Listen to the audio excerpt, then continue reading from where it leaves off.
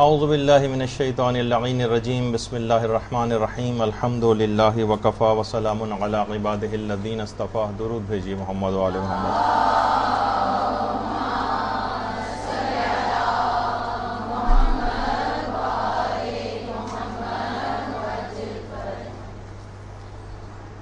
بہترین نماز کیسے پڑھیں،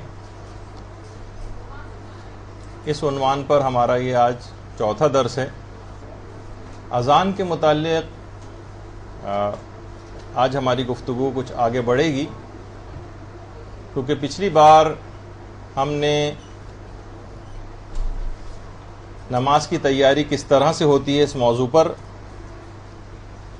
اپنی گفتگو جو ہے وہ بڑھائی تھی، اور نماز کی تیاری کے بعد اب اذان کا مرحلہ شروع ہوتا ہے. دیکھیے، اذان کے متعلق یہ بات کہی جاتی ہے کہ اذان ایک نغمہ الہی ہے. اذان ایک نغمہ الہی ہے کہ جس کا گنگنانا خدا کی طرف بلند کرتا ہے. یہ انسانوں کو خدا کی طرف متوجہ کرتی ہے. اور اذان کے متعلق یہ بات کہی جاتی ہے کہ اذان ہمیشہ سے ظالموں کے خلاف مظلوموں کی فریاد غیظ و غضب رہی. معمولی چیزیں نہ سمجھیں اس کو، ابھی جیسے کہ آگے چل کر ہماری گفتگو میں بات آئے گی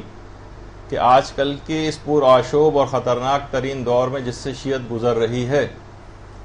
اذان سے بھی بہت مدد لی جا سکتی. اور ایک بات اور یہاں پر کہہ دی جائے کہ خاص طور پر وہ افراد کہ جو کہ مغربی ممالک میں رہتے ہیں. ٹھیک ہے، آج کل ڈیبیٹ چل رہی ہے کہ یہاں سے پاکستان کے حالات کی وجہ سے بیرون ملک یا مغربی ممالک میں منتقل ہونا کیسا ہے، جو کہ خود ایک تفصیلی موضوع ہے. البتہ یہ بات ضرور کہہ دینی چاہیے کہ وہ تمام جگہیں کہ انسان ایسی جگہ جا کر رہے کہ جہاں اس کے کانوں میں اذان کی آوازیں کہیں سے نہ آئیں، یہ سخت بد نصیبی والا معاملہ ہے. اذان توحید کا بغل ہے. ایک بغل جس طرح سے بجایا جاتا تھا نا اور پھر جمع کیا جاتا تھا لوگوں کو، اذان توحید کا بغل ہے جو اسلام کی بکھری ہوئی فوج کو ایک پرچم تلے جمع کر دیتا اور سب کو جمع کر کے ایک امام عادل کے پیچھے لا کھڑا کرتا. اور جب بھی پیغمبر اسلام ختمی مرتبت صلی اللہ علیہ وآلہ وسلم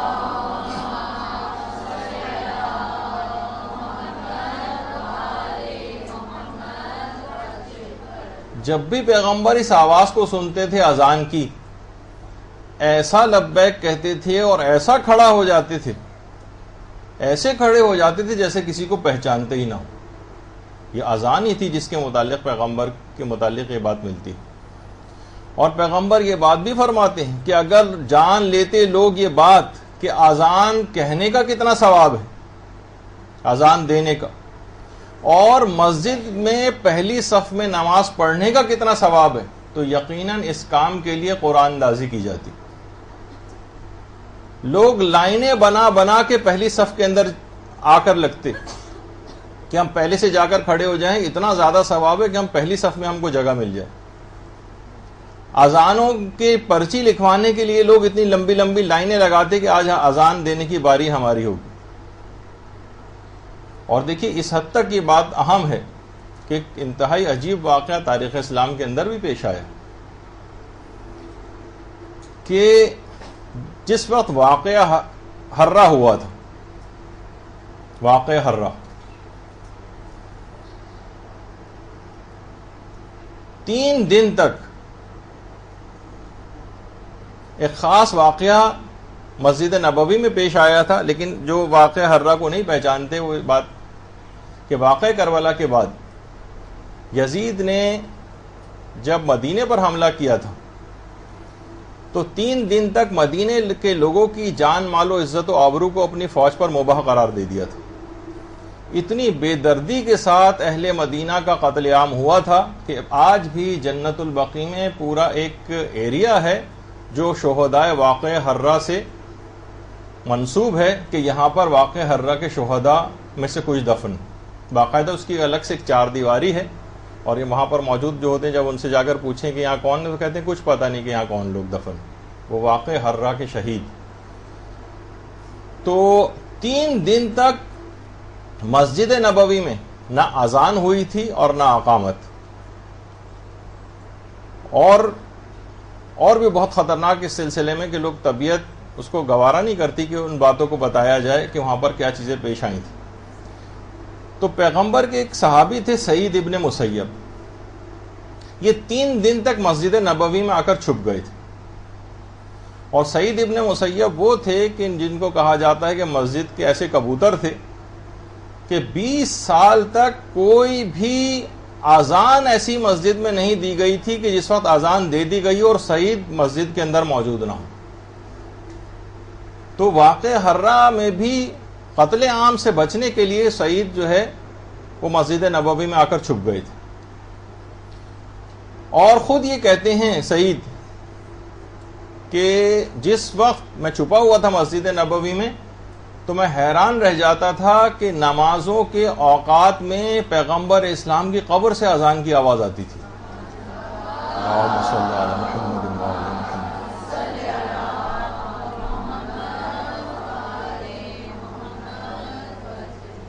یہ جو الٹے ہاتھ پر دائرہ سا آپ کو بنا ہوا نظر آ رہا ہے اس تصویر میں، یہاں پیغمبر اسلام دفن ہے اس جالی کے پیچھے۔ تو میں پیغمبر کی قبر سے اس اذان کی آواز کو سن کر اقامت کہتا تھا اور نماز مسجد نبوی میں اکیلا پڑھا کرتا تھا، اور امیر المومنین بھی اذان کے ایسے شیدائی تھے کہ روایات میں ہے کہ 19 رمضان المبارک کو مسجد کوفہ میں جب امیر المومنین پہنچے ہیں تو سب سے پہلے کچھ ذکر خدا کیا، پھر کچھ دعائیں امیر المومنین نے وہاں پر پڑھیں، پھر 2 رکعت نماز ادا کی، پھر کھڑے ہوئے کھنکار کر گلے کو صاف کیا، ہاتھوں کو کانوں کے اوپر رکھا اور اذان دینی شروع کی۔ اور اہم بات ایک امیر المومنین کی اذان کے متعلق کہی جاتی ہے کہ جس وقت امیر المومنین خود اذان دیتے تھے کوفے کا کوئی گھر ایسا نہیں تھا جہاں امیر المومنین کی اذان کی آواز نہ جاتی۔ اللہم صلی علی محمد۔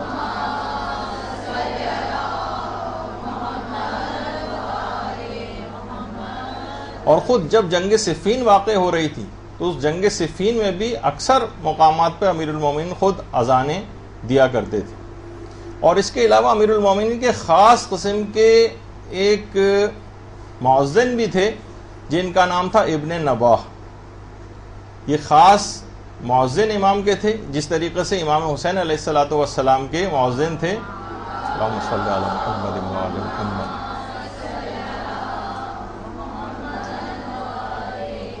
حجاج ابن مسروق یہ خود امام حسین کے خاص مؤذن تھے، اور حجاج ابن مسروق تو خود امیر المومنین کے صحابیوں میں سے بھی تھے۔ دائیں ہاتھ پہ تو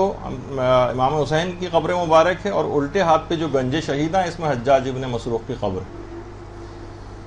اور جس وقت حضرت حر سے ملاقات امام کی ہوئی تھی تو ظہر کی جو نماز تھی اس کی اذان اور اقامت دونوں حجاج ابن مسروق نے دی تھیں، اور پھر حر کے لشکر نے بھی امام کی اقتداء میں جو ہے وہ نماز پڑھی تھی آ کر۔ اور عاشورے کے دن وہ تو مشہور ہے کہ حضرت علی اکبر علیہ السلام نے اذان دی تھی، لیکن ایک روایت میں ہے کہ امام حسین نے خود اذان دی تھی، ایک روایت اس کی بھی آئی۔ اور ایسے ہی اذان کے جو شہدائی تھے وہ ہمارے دوسرے امام حسن علیہ السلام بھی تھے۔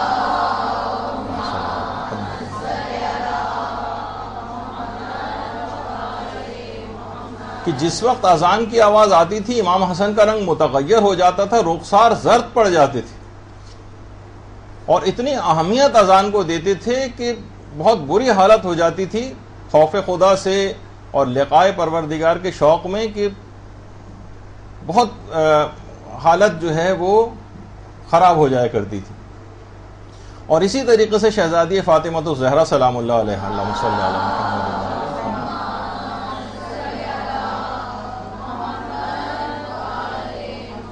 پیغمبر کی وفات کے بعد جب بلال کو بلایا تھا باقاعدہ بلال کو فرمائش کر کے بلایا تھا شہزادی، یہ بلال کی قبر مبارک ہے دمشق میں، تو اور کہا کہ میری بڑی آرزو ہے کہ میں اپنے بابا کے مؤذن کی اذان سنوں۔ بلال نے شہزادی کی فرمائش پر اذان دینی شروع کی، اللہ اکبر اللہ اکبر۔ بی بی کو بابا کے ایام کی جو یاد تازہ ہو گئی، رخساروں پر آنسو بہنے لگے، اور جس وقت بلال نے کہا اشہد ان محمد الرسول اللہ، شہزادی کھڑی ہوئی تھیں، بے ہوش ہو کر نیچے گر پڑی۔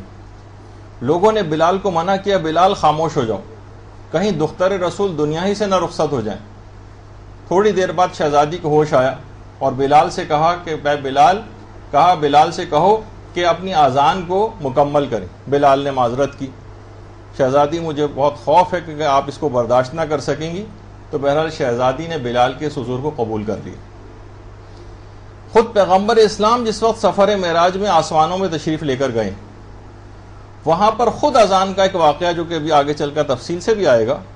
کہ ہمارے پانچویں امام محمد باقر علیہ الصلوۃ والسلام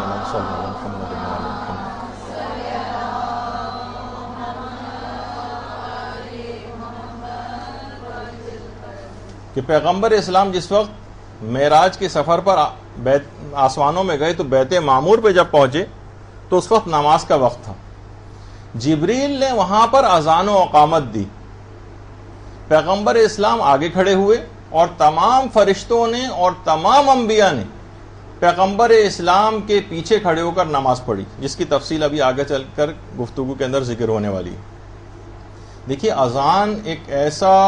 مستحب ہے کہ جو کہ انتہائی تاکیدی مستحب، انتہائی تاکیدی، اور ہمارے کچھ بعض متقدمین علماء جو تھے، ابن ابی عقیل عمانی اور ابن جنید وغیرہ، وہ تو اذان کو واجب سمجھتے تھے، اور جو ہمارے مشہور عالم گزرے ہیں شہید اول، جن کی کتاب لمحہ ہے، جس کی شرح شہید ثانی نے لکھی ہے شرح لمحہ کے نام سے، اس میں انہوں نے لکھا ہے کہ سید مرتضیٰ اور شیخ طوسی نے اذان و اقامت کو نماز جماعت کے لیے واجب قرار دیا تھا۔ یعنی اس کی اتنی اہمیت ہے کہ ابن جنید اور ابن ابی عقیل عمانی جو تھے وہ تو ہر نماز کے لیے واجب کہتے تھے، البتہ سید مرتضیٰ اور شیخ طوسی جو تھے وہ اذان و اقامت کو نماز جماعت کے لیے واجب سمجھتے تھے۔ بہرحال موجودہ جتنے مجتہدین ہیں وہ تو خیر نہ نماز جماعت کے لیے واجب سمجھتے ہیں، نہ کسی اور نماز کے لیے،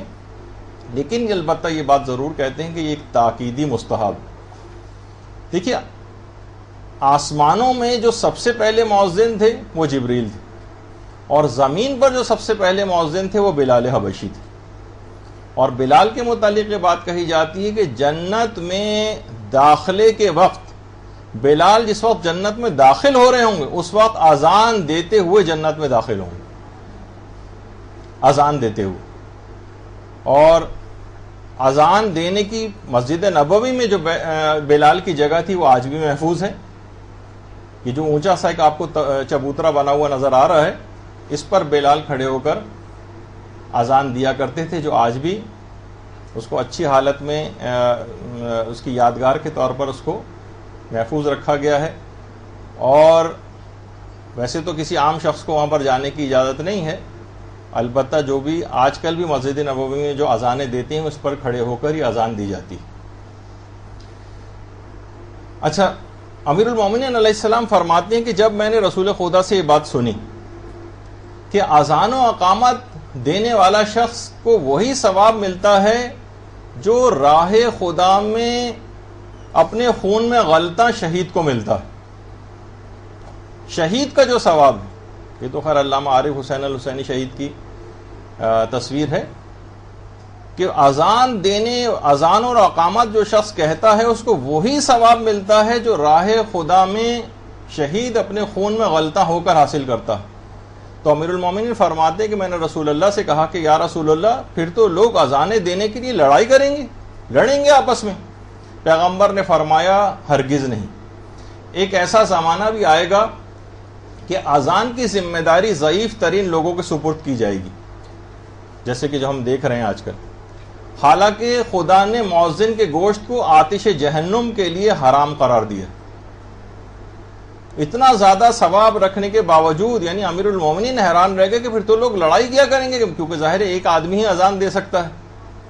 اتنے سارے لوگ اگر ہر کوئی مدعی ہو گیا تو آپس میں لڑائیاں ہوا کریں گے۔ پیغمبر نے کہا نہیں، ایسا زمانہ بھی آئے گا کہ ضعیف ترین افراد کے ذمے یہ چیز لگائی جائے گی۔ اور جس وقت چوتھے امام سے بھی بات دریافت کی گئی تھی، ہمارے امام زین العابدین علیہ الصلوۃ والسلام،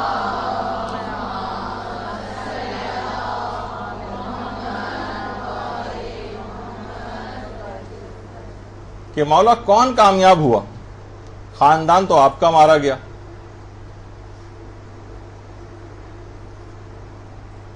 یزید آج بھی زندہ ہے۔ امام نے فرمایا تھوڑا انتظار کرو، اذان کا وقت ہو جانے دو، اگر اذان میں میرے نانا کا نام آیا تو سمجھ جاؤ کہ میں کامیاب ہو گیا۔ تو اذان کے ذریعے ایک فخر و مباحت ہمارے چوتھے امام نے کیا۔ جس طریقے سے کہا جاتا ہے نا، بلال یہ پیغمبر خدا کی پارلیمنٹ کے سپیکر تھے۔ جس وقت فتح مکہ ہوا ہے تو بلال نے کعبے کی چھت پر کھڑے ہو کر اذان دی تھی، اور اس کے بعد بلال غاصبین خلافت سے ناراض ہو کر شام چلے گئے تھے، اور زندگی کے آخری ایام تک پھر بلال شام میں رہے، اور اس کے بعد ابھی بھی آپ نے جو ان کی قبر مبارک دیکھی تھی وہ شام ہی میں۔ انتہا سے زیادہ وقت شناس تھے اور بہت محتاط تھے اذان دینے کے معاملے میں، کہ پیغمبر کہتے تھے کہ بلال کی آواز سن کر ہی روزے شروع کیا کرو اور بلال کی آواز سن کر ہی روزوں کو ختم کیا کرو۔ اور پیغمبر اسلام بلال سے کہتے تھے ارحنا یا بلال، اے بلال اپنی آواز میں اذان دے کر ہمیں شاد کرو تاکہ ہم نماز پڑھیں۔ پھر بعد کے حکمرانوں میں سے جب ایک نے بلال سے کہا تھا کہ اے بلال تم کو فلاں فلاں صاحب نے آزاد کروایا تھا تو تم ان کے دور حکومت میں اذان کیوں نہیں دیتے؟ تو بلال نے کہا کہ اگر انہوں نے قربتاً الی اللہ مجھ کو آزاد کروایا تھا تو اس کا اجر مجھ سے کیوں طلب کرتے ہیں، اور اگر مجھ پر ترس کھا کے آزاد کروایا تھا تو میں دوبارہ غلام بننے کو تیار ہوں، لیکن میں کسی ایسے شخص کے لیے اذان نہیں دے سکتا جس کی خلافت کا رسول خدا نے حکم نہ دیا۔ تو اس طرح سے اذان نہ دے کر بلال نے اس بات امامت کے لیے ایک اپنا احتجاج ریکارڈ کروایا۔ دیکھیے ایسے عجیب و غریب کلمات پر مشتمل یہ اذان ہوتی ہے کہ امام خمینی نے جو کتاب لکھی ہے اس سلسلے میں، جو آداب نماز کے نام سے مارکیٹ میں اردو میں بھی اویلیبل ہے، اس میں امام خمینی فرماتے ہیں کہ اذان میں جو ملکوتی قوتوں کا سلطان ہے وہ مومن کا دل ہے۔ یہ جو ہمارا دل سے مراد وہ پمپنگ اسٹیشن والا دل عام طور پر شمار نہیں ہوتا، جس کو ہم گوشت کا ایک لوتھڑا وغیرہ جس کو ہم سمجھتے ہیں۔ بہرحال جو ملکوتی قوتیں ہیں ان کا سلطان جو ہے مومن کا دل ہے۔ اس کی سلطنت میں ملائکہ کے لشکر پوری مملکت میں پھیلے ہوئے ہیں۔ دیکھیے ہمیں بہت ساری چیزیں نظر نہیں آتی کیونکہ مادیات کے پردے اتنے دبیز ہو چکے ہیں، گناہوں کے اندر ہم اس قدر غرق ہیں کہ یہ باتیں بھی ہماری سمجھ میں نہیں آتی۔ مملکت نفس پر یہ سارے ملائکہ کے لشکر پھیلے ہوئے ہیں ہمارے۔ اذان دے کر ان لشکروں کو محضر خدا میں حاضر ہونے کا اعلان کیا جاتا ہے۔ یہ جو آپ کی مملکت نفس میں جو ملائکہ پھیلے ہوئے ہیں نا، تاکہ یہ سب انہیں تیار کیا جاتا ہے، اور اذانیں دے کر ایسے افراد کو جو مشتاقان خدا ہیں۔ دیکھیے اذان دینے کا ایک فلسفہ ہے کہ اذان اس وجہ سے دی جاتی ہے تاکہ جو مشتاقان خدا ہیں وہ اگر براہ راست کہیں نماز شروع کر دیتے تو کہیں ایسا نہ ہوتا کہ خدا کے جلوہ ناگہانی سے دامن صبر کو چھوڑ بیٹھتے اور روح قفس انصری سے پرواز کر جاتی۔ ذرا ٹھہرا کے ان کو نماز پڑھوائی جاتی، پہلے اذان دے دو، اب اقامت دے دو، اب کچھ ذکر اور دعائیں پڑھ لو، اب سجدہ کر لو، اب کچھ دیر ٹھہر جاؤ۔ ایسا نہ ہو کہ جو مشتاقان خدا ہیں یہ وصال الہی میں کہیں ان کے روحی جسم سے نہ نکل جائے، اس وجہ سے ذرا آہستہ آہستہ ان کو نماز کی طرف لایا جاتا۔ لیکن وہ افراد کے جو کہ ہماری طرح سے مہجور اور محجوب اور گناہگار ہیں، ان کے ساتھ کیا ہوتا ہے؟ ان کے ساتھ بڑا عجیب معاملہ ہے کہ ایسے افراد یہ نماز کے لیے کہیں ایسا نہ ہو، اس وجہ سے ان کو اذان اور اقامت دلوائی جاتی ہے کہ ایسا نہ ہو کہ بے حجابانہ اور گستاخانہ انداز میں اسباب اور آداب کو اختیار کیے بغیر ہی ایسے ہی گستاخانہ محضر خدا میں حاضر ہو جائیں۔ اس وجہ سے ان کو اذان دینے کی طرف ان کو راغب کیا جاتا ہے کہ تم پہلے اذان دو، تم پہلے اذان دو، ایسا نہ ہو کہ تم گستاخانہ اس محضر خدا میں حاضر ہو جاؤ۔ اچھا ایک بات اور بتا دی جائے کہ صرف نماز جو ہے وہی نہیں ہے کہ جس کے لیے اذان دی جاتی، اور بھی بہت ساری چیزیں ایسی ہیں کہ جس میں اذان دینا ریکمینڈڈ ہے، یہ بھی گھروں کے اندر ہونا چاہیے۔ مثلا بچے کی پیدائش کے وقت، یہ تو مشہور ہی بھی ہے بات کہ جس وقت بچہ پیدا ہوتا ہے تو اس کے دائیں کان میں اذان دی جاتی ہے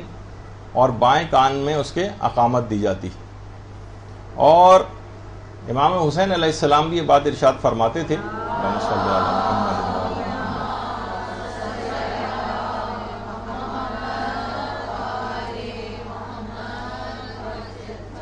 کہ پیغمبر اسلام نے فرمایا کہ جو بھی بچہ پیدا ہو اور پیدائش کے بعد اس کے ساتھ اس کے دائیں کان میں اذان دی جائے اور بائیں کان میں اقامت دی جائے تو وہ بچہ ام الصبیان کی بیماری سے محفوظ رہتا ہے، اور یہ بیماری اس کو کوئی نقصان نہیں پہنچاتی۔ یہ عام طور پر وہ بیماری ہے جس میں بچے اکثر بے ہوش ہو جاتے ہیں، اور وہ بچے کہ جو کہ جن وغیرہ کے اثرات جن کے اوپر ہوتے ہیں، یہ بھی بہت ساری روایت میں اصل میں بات کہی گئی ہے کہ جو ام الصبیان ہے اس میں یہ ہوتا ہے، اس کو بند کر دیجئے پنکھے کو ورنہ پھر یہ تو جن زدگی جو ہوتی ہے اس سے بھی بچہ محفوظ رہتا ہے، اور یہ جو بیماری ہوتی ہے ان کو بے ہوش ہونے والی، اس سے بھی بچہ محفوظ رہتا ہے، اور بچہ جو ہے وہ شر شیطان سے بھی حفاظت میں رہتا ہے، شر شیطان سے۔ البتہ پہلے دن اذان و اقامت یا پیدائش کے بعد دی جاتی ہے، لیکن سب سے صحیح ترین وقت جو اذان و اقامت کا ہے جس سے سارے ثواب اور فائدے ملتے ہیں وہ اس وقت ہے کہ جس وقت بچے کی ناف کاٹی جا رہی ہے۔ یہ سب سے جو صحیح ترین موقع ہے وہ ہے اذان و اقامت کا۔ البتہ اگر وہ موقع نکل گیا تو ایسا نہیں کہ بس وہ موقع نکل گیا تو بیکار ہے، نہیں، جس وقت پھر بچہ ہاتھ میں آئے اور اس وقت اس کے اذان و اقامت دے دی جائے، یا کم سے کم پہلے دن تو لازمی دے دی جائے۔ اور ہمارے امام زین العابدین علیہ الصلوۃ والسلام یہ بات بیان فرماتے ہیں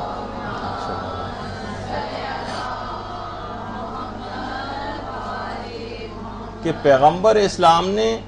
خود جس وقت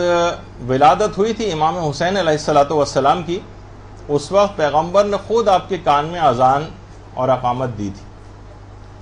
اور رسول خدا نے امیر المومنین علیہ الصلوۃ والسلام سے یہ بات ارشاد فرمائی تھی کہ جب بھی تمہارے ہاں کوئی بیٹا یا بیٹی پیدا ہو تو اس کے دائیں کان میں اذان اور بائیں کان میں اقامت جو ہے وہ ضرور کہو۔ تو اس سے کیا ہوگا کہ شیطان اس بچے کو کوئی نقصان نہیں پہنچا سکے گا۔ اور ایک اور اتنی اہمیت ہے اس بات کی بچے کے کان میں اذان و اقامت کی کہ خود ایک عالم دین ایک واقعہ بیان فرماتے ہیں کہ ایک دفعہ میرے پاس ایک غیر مسلم آیا، ایک غیر مسلم نوجوان، اور آ کے کہنے لگا کہ میں مسلمان ہونا چاہتا ہوں۔ انہوں نے کہا ٹھیک ہے، اسلام کی تعلیمات ان کے سامنے بیان کی نوجوان کے، اور نوجوان مسلمان ہو گیا۔ عالم دین نے اس سے پوچھا کہ تمہارا یہ محرک کیا چیز بنی، تم نے کیوں اسلام قبول کیا؟ وہ نوجوان کہنے لگا کہ اسلام کے لیے بچپن ہی سے میرے دل میں ایک جاذبیت پائی جاتی تھی۔ اذان کی آواز سن کر میں ایک ایسی کشش محسوس کرتا تھا جو یعنی بڑی حیران کن ہوتی تھی۔ جب بھی اذان کی آواز آتی تھی میں کہیں بھی ہوتا تھا رک جاتا تھا، اور رک کر میں اذان سنتا تھا۔ اور پھر اس کے بعد میں نے تحقیق کی تو تحقیق کے نتیجے میں اسلام میرے لیے صحیح سچا مذہب ثابت ہو گیا، اس لیے اب میں مسلمان ہونا چاہتا ہوں، اور اب میں مسلمان ہو گیا ہوں۔ ٹھیک ہے، وہ اس وقت تو وہ نوجوان چلا گیا، ان عالم نے بہرحال کیونکہ وہ ذرا اس طرح کے تھے محقق ٹائپ کے، انہوں نے اس کا پتہ لیا اور اس کی ماں کے پاس پہنچ گئے، اور اس کی ماں سے جا کر کہا کہ کیا ایسی بات ہوئی ہے تمہارے خیال میں کہ یہ تمہارا بیٹا جو ہے یہ اسلام کی طرف راغب ہوا ہے؟ اس نے کہا بھائی مجھے تو کوئی بات پتہ نہیں، نہ میں مسلمان ہوں، نہ اس کا باپ مسلمان ہے، نہ اس کے آباء و اجداد میں کوئی مسلمان تھا، مجھے تو بات سمجھ میں نہیں آ رہی کہ مسلمان کیوں ہوا۔ انہوں نے کہا نہیں تم اچھی طرح سوچو۔ بہت دیر سوچنے کے بعد اس کی ماں نے کہا کہ جب یہ پیدا ہوا تھا آج سے 30 سال پہلے، تو ہمارے پڑوس ہی میں ایک عالم دین تھے، ان کو جب پتہ چلا کہ ہمارے ہاں بچے کی ولادت ہوئی تو وہ ہمارے گھر تشریف لائے، بچے کو گود میں لیا اور بچے کے کان میں عربی میں کچھ پڑھا۔ اب مجھے یہ بات تو سمجھ میں نہیں آئی کہ انہوں نے کیا پڑھا ہے۔ وہ عالم کہنے لگے بس میں سمجھ گیا، مجھے اپنے سوال کا جواب مل گیا۔ ان عالم دین نے بچے کے کان میں اذان و اقامت کہہ کر بچے کے کان میں اسلام کا بیج بو دیا تھا۔ اللہم صلی اللہ علیہ وسلم۔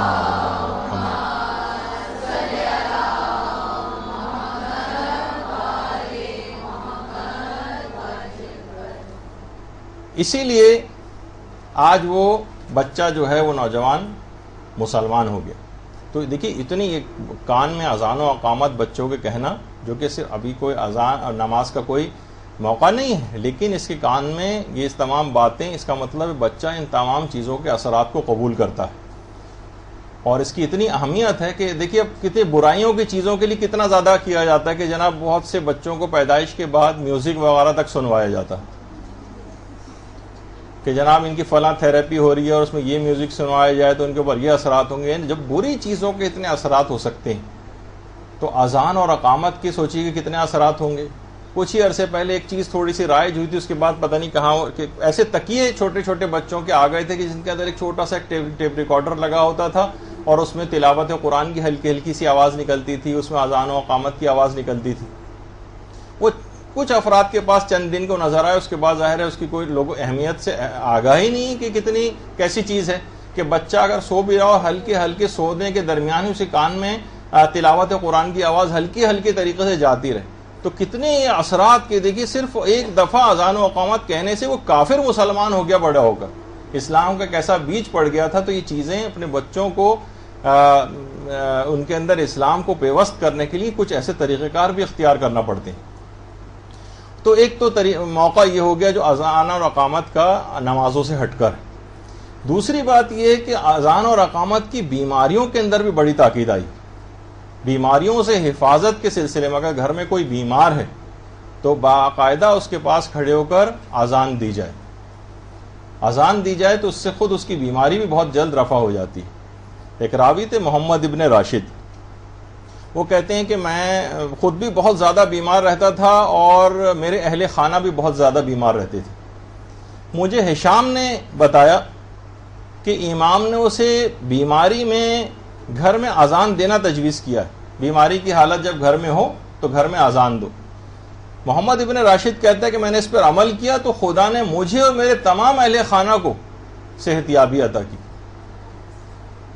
تو صرف اور صرف اس وجہ سے مکمل شفا یابی اس کو ملی۔ باقاعدہ جامع احادیث شیعہ جو آیت اللہ بروجردی نے جمع کی اس تک کے اندر اس روایت کو نقل کیا۔ تو بیماریوں سے حفاظت کے لیے، اور خود اگر کسی کے ہاں اولاد نہ ہوتی ہو تو یہ بھی بہت مجرب۔ اصل میں جو محمد ابن راشد نے کہا تھا کہ ہشام سے میں نے یہ بات سنی تھی، تو ہشام خود کہتے ہیں کہ میں بے اولاد تھا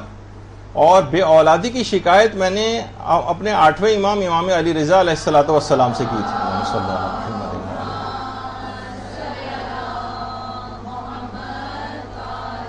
تو امام نے ہشام سے کہا کہ تم اپنے گھر میں آواز بلند اذانیں دیا کرو۔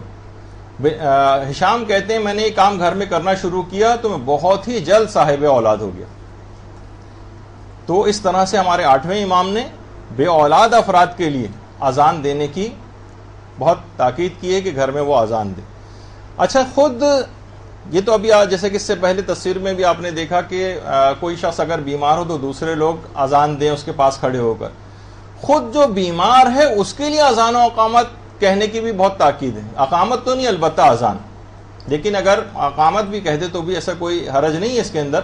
کہ ہمارے چھٹے امام تو اتنے زیادہ سختی کے ساتھ تاکید انہوں نے اس بارے میں کی ہے، اور انہوں نے فرمایا ہے کہ اگر پہلے تو یہ کہا کہ ہر بیمار شخص کو چاہیے کہ خود بآواز بلند اذان دے،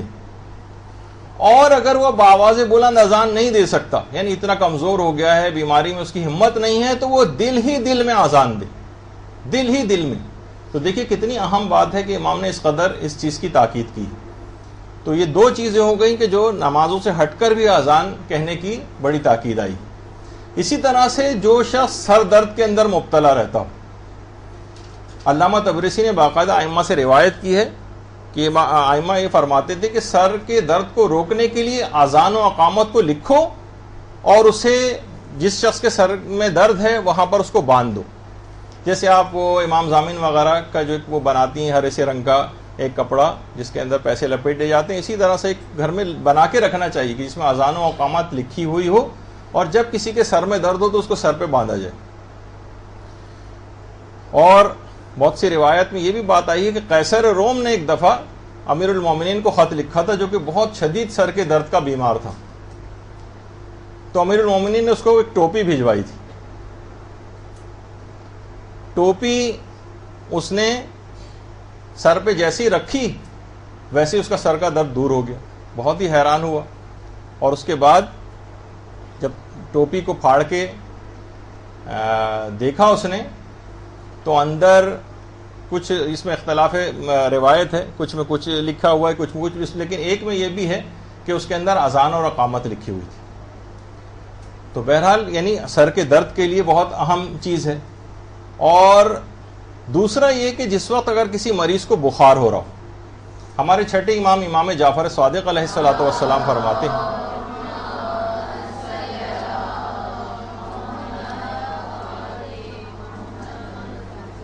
امام نے دیکھا کہ ان کے غلام کا رنگ اڑا ہوا ہے، بہت شکل سے بالکل بیمار نظر آ رہا ہے. امام نے پوچھا تمہیں کیا ہو گیا، یہ کیسی حالت بنائی ہوئی؟ اس نے کہا کہ مولا 1 مہینے سے مجھے بخار ہے، ساری دوائیں استعمال کر کے دیکھ چکا ہوں لیکن کوئی افاقہ نہیں ہوا. امام نے فرمایا کہ تم ایسا کرو کہ اپنی قمیص کا گریبان کھولو، اپنے منہ کو گریبان میں ڈالو اور اذان و اقامت دو، اور اس کے بعد 7 مرتبہ الحمد پڑھو، سورہ الحمد. غلام نے ایسا ہی کیا اور اسی وقت شفا یاب ہو گیا. طریقہ کار کیا بات، درود بھیجیے نا محمد علیہ وسلم صلی اللہ علیہ وسلم.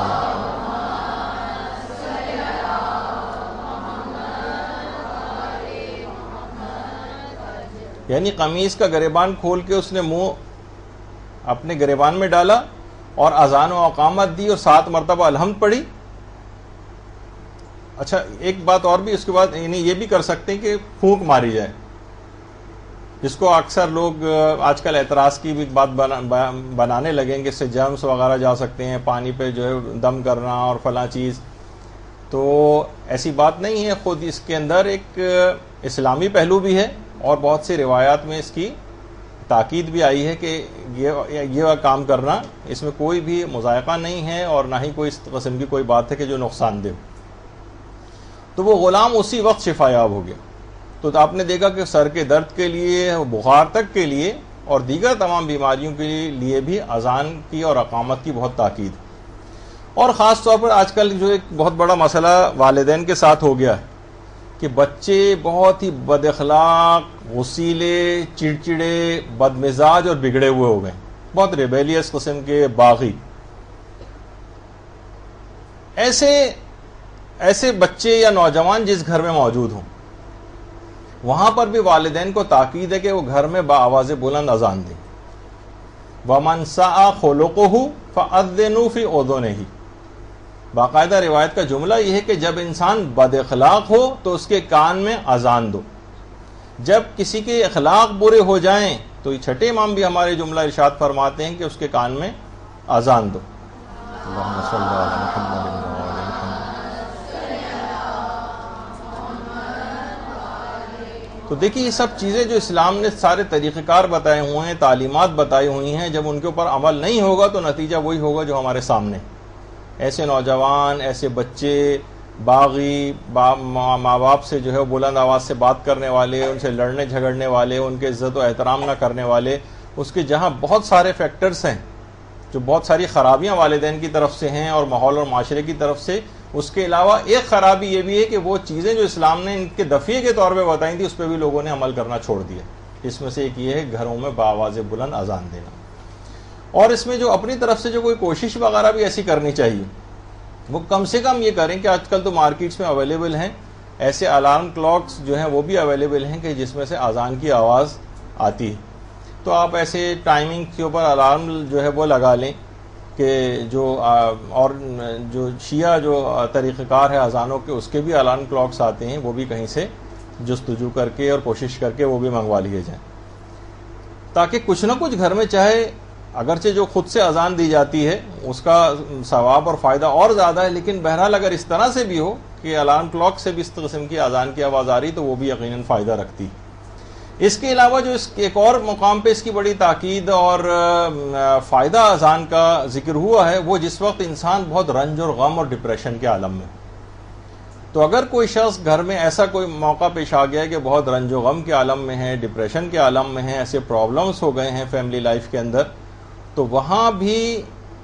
یہ جملہ ملتا ہے کہ اس کے کان میں بھی اذان دی جائے تو اس کا غم و حزن دور ہو جاتا ہے. اور وہ خود بھی اگر کوئی اور نہیں دے رہا تو اسے چاہیے کہ اپنے غم و حزن کو، ڈپریشن کو دور کرنے کے لیے خود بھی اذان دے.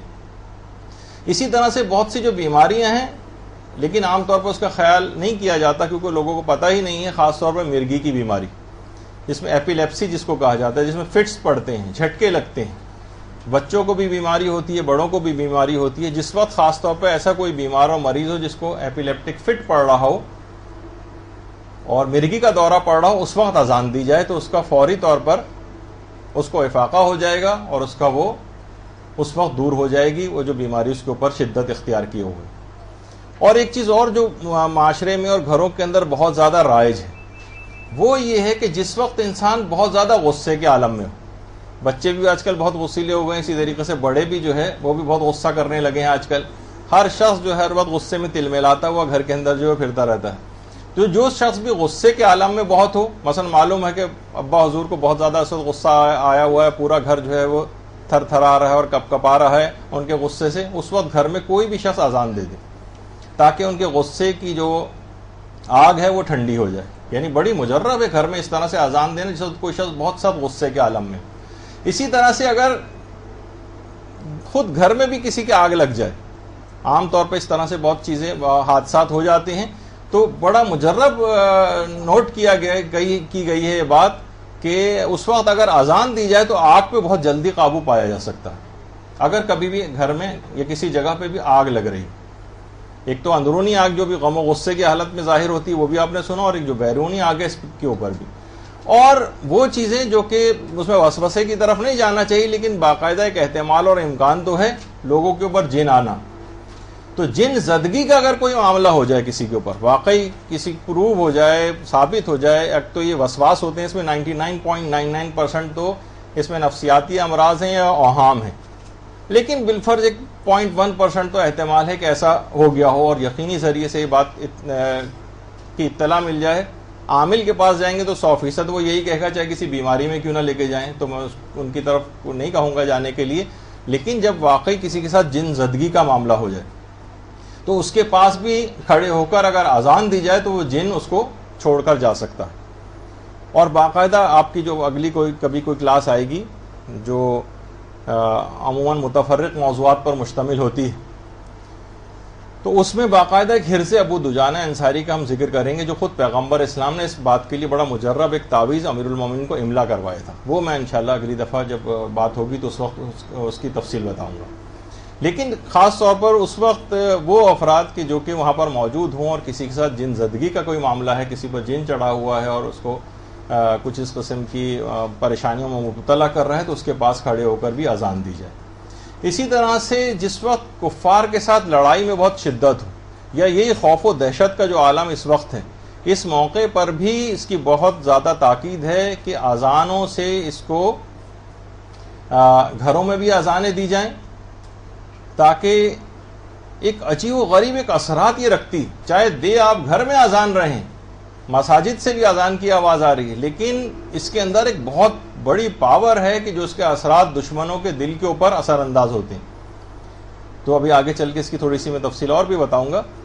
تو جس وقت کفار کے ساتھ لڑائی میں شدت ہوتی ہے، جب یہ کہ لیلۃ الحریر جو امیر المومنین نے، جس میں پچھلی دفعہ آپ نے سنا تھا کہ نماز کے لیے کھڑے ہو گئے تھے، اور ابھی آپ نے سنا کہ جنگ صفین میں امیر المومنین اذان دیتے، تو وہ یہی جب اس وقت لڑائی کی شدت ہو تو اس وقت بھی اذان دینا، کہ اس وقت ایک خوف و ہراس کا اور ایک بہت ہی شدت والا معاملہ ہوتا ہے، تو اس وقت موقع پر اذان کی بڑی تاکید ہے۔ اسی طریقے سے اگر کان کے امراض کا کوئی شکار ہے شخص، بہت سارے ایسے افراد ہیں کہ جو کہ سماعت ان کی بہت زیادہ ناقص ہو گئی ہے، کتنے آلات کو استعمال کرتے ہیں، ان کے بھی اگر وہ اکثر و بیشتر یہ کریں کہ ان کے کان میں اذان دی جائے تو بہت جلد ان کے کان کے امراض دور ہو سکتے ہیں۔ لیکن کیونکہ ہمارے اس چیز کو کوئی پریکٹس نہیں کی جاتی اور نہ کوئی عمل کرتا ہے، اس وجہ سے ان چیزوں کے اوپر نہ لوگوں کا اعتقاد ہو پاتا ہے اور نہ اس کے کوئی اثرات دیکھنے میں آتے ہیں۔ ورنہ کتنے ہی افراد ایسے ہیں، جیسے ابھی آپ لوگوں کو تو خیر میں ہم لیکچر لے چکے ہیں، لیکن اس کا ایک کلپ ہم نے فیس بک پہ اپنے مدرسے کے اکاؤنٹ جو ہے اس کے اوپر لگایا تھا کہ حسین ابن علی، امام حسین علیہ الصلوۃ والسلام کا جو ایک عمل ہے، اللہم صلی علی محمد و علی محمد،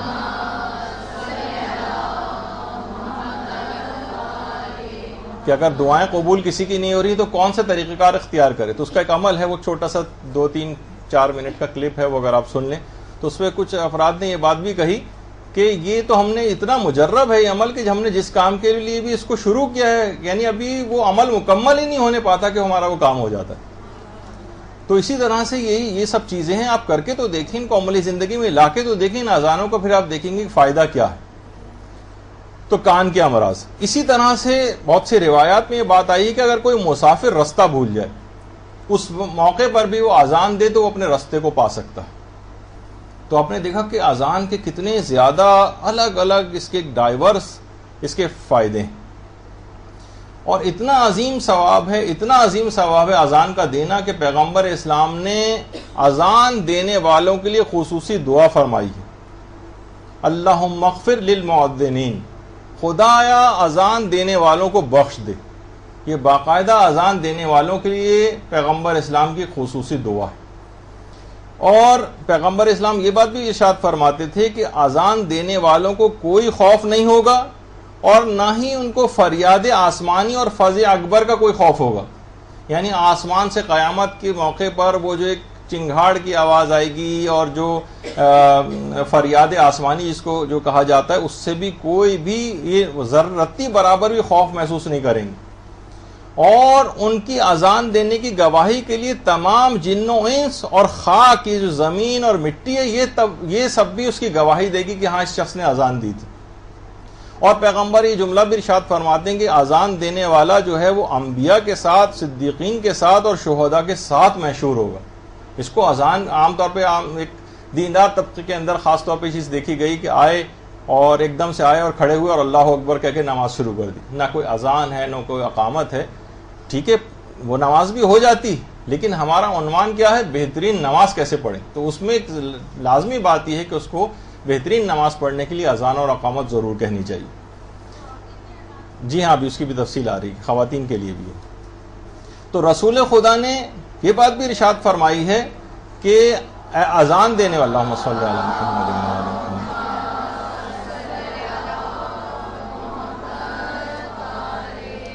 کہ اذان دینے والے عذاب قبر سے بھی محفوظ رہیں گے اور بلا حساب جنت میں جائیں گے، بلا حساب۔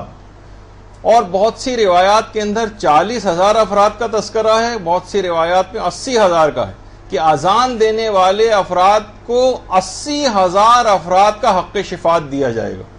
یعنی آپ جو اگر اذان و اقامت آپ نے دینی شروع کر دی، اقامت کی گفتگو ابھی آگے چل کر آئے گی، لیکن کم سے کم اذان بھی کہنی شروع کر دی تو 80,000 افراد کا حق شفاعت تو اس مومن کو دیا جائے گا۔ تو خود سوچیں، جس کے پاس خود حق شفاعت ہوگا، جو لوگوں کو عذابوں سے نکال رہا ہوگا، وہ یقیناً وہ خود تو نجات یافتہ ہی ہوگا۔ اور یہاں تک جب آپ میں سے اب تو بہت کم ایسے افراد رہ گئے جنہوں نے موت کی وہ پوری گفتگو سنی تھی، تو اس کے اندر بھی یہ والی بات آئی تھی جب ہم نے شفاعت کی گفتگو ہماری ہوئی تھی جو کئی نشستوں پر مشتمل تھی، تو اس کے اندر بھی ایک جگہ پہ بات آئی تھی کہ لوگ ختم ہو جائیں گے، گناہگار ختم ہو جائیں گے اور حق شفاعت باقی رہے گا۔ ہر شخص کے پاس 80,000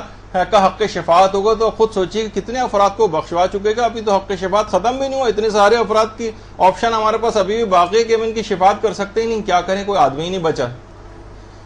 تو اتنی اہمیت ہے اس بات کی۔ اور پیغمبر اسلام نے یہ بات بھی ارشاد فرمائی ہے کہ اذان دینے والے جو لوگ ہیں قبر میں حشرات الارض، ایک تو عذاب قبر نہیں ہوگا ان پر، اور حشرات الارض سے بھی ان کا جسم جو ہے وہ محفوظ رہے گا. یہ جتنی آپ عذاب سنتی ہیں قبر میں، سانپوں کا تذکرہ اور بچھوؤں کا تذکرہ اور کتنی ساری چیزوں کا تذکرہ، کہ قبر میں حشرات الارض اس کے جسم کے قریب بھی نہیں آئیں گے. عام طور پر جو مختلف گناہگاروں کے جو عذاب ہم کو جو ہے وہ ملتے ہیں، اور قبر کے جو کیڑے ہیں اس کے جسم کے قریب بھی نہیں آئیں گے اور اسے کوئی اذیت نہیں دیں گے. اور یہ بات بھی روایات میں بات کہی گئی ہے کہ اذان دینے والوں کا جو گوشت ہے یہ آتش جہنم کے اوپر حرام ہے. انسان سوچے کہ گناہگاروں کے کتنے خطرناک جو ہے وہ عذاب بتائے گئے. جو گناہگار افراد جس وقت وہ انسان اگر ویژوالائز کرے کہ جو میں گناہ کر رہا ہوں اس کا نتیجہ کیا نکلے گا، تو یہ ہے کہ آتش جہنم کے اوپر ان کے جسم کا گوشت ہی حرام ہو جائے گا اگر جو بھی شخص اذان اور اقامت دینی شروع کرتا. اور پیغمبر اسلام یہ بھی ارشاد فرماتے تھے کہ جو اذان دینے والے افراد ہیں یہ اپنی مخصوص سواریوں پر بٹھا کر ان کو جنت میں لے جایا جائے گا، اور فرشتے ان کے احترام میں ان کی سواریوں کی لگاموں کو تھامے ہوئے ساتھ ساتھ چل رہے ہوں گے، اور یہ اذان دینے والے ان سواریوں پر جس وقت جنت میں داخل ہو رہے ہوں گے اذان دیتے ہوئے، بلند آواز سے اذانیں دیتے ہوئے جنت میں داخل ہوں گے. اللہم صلی اللہ علیہ وسلم.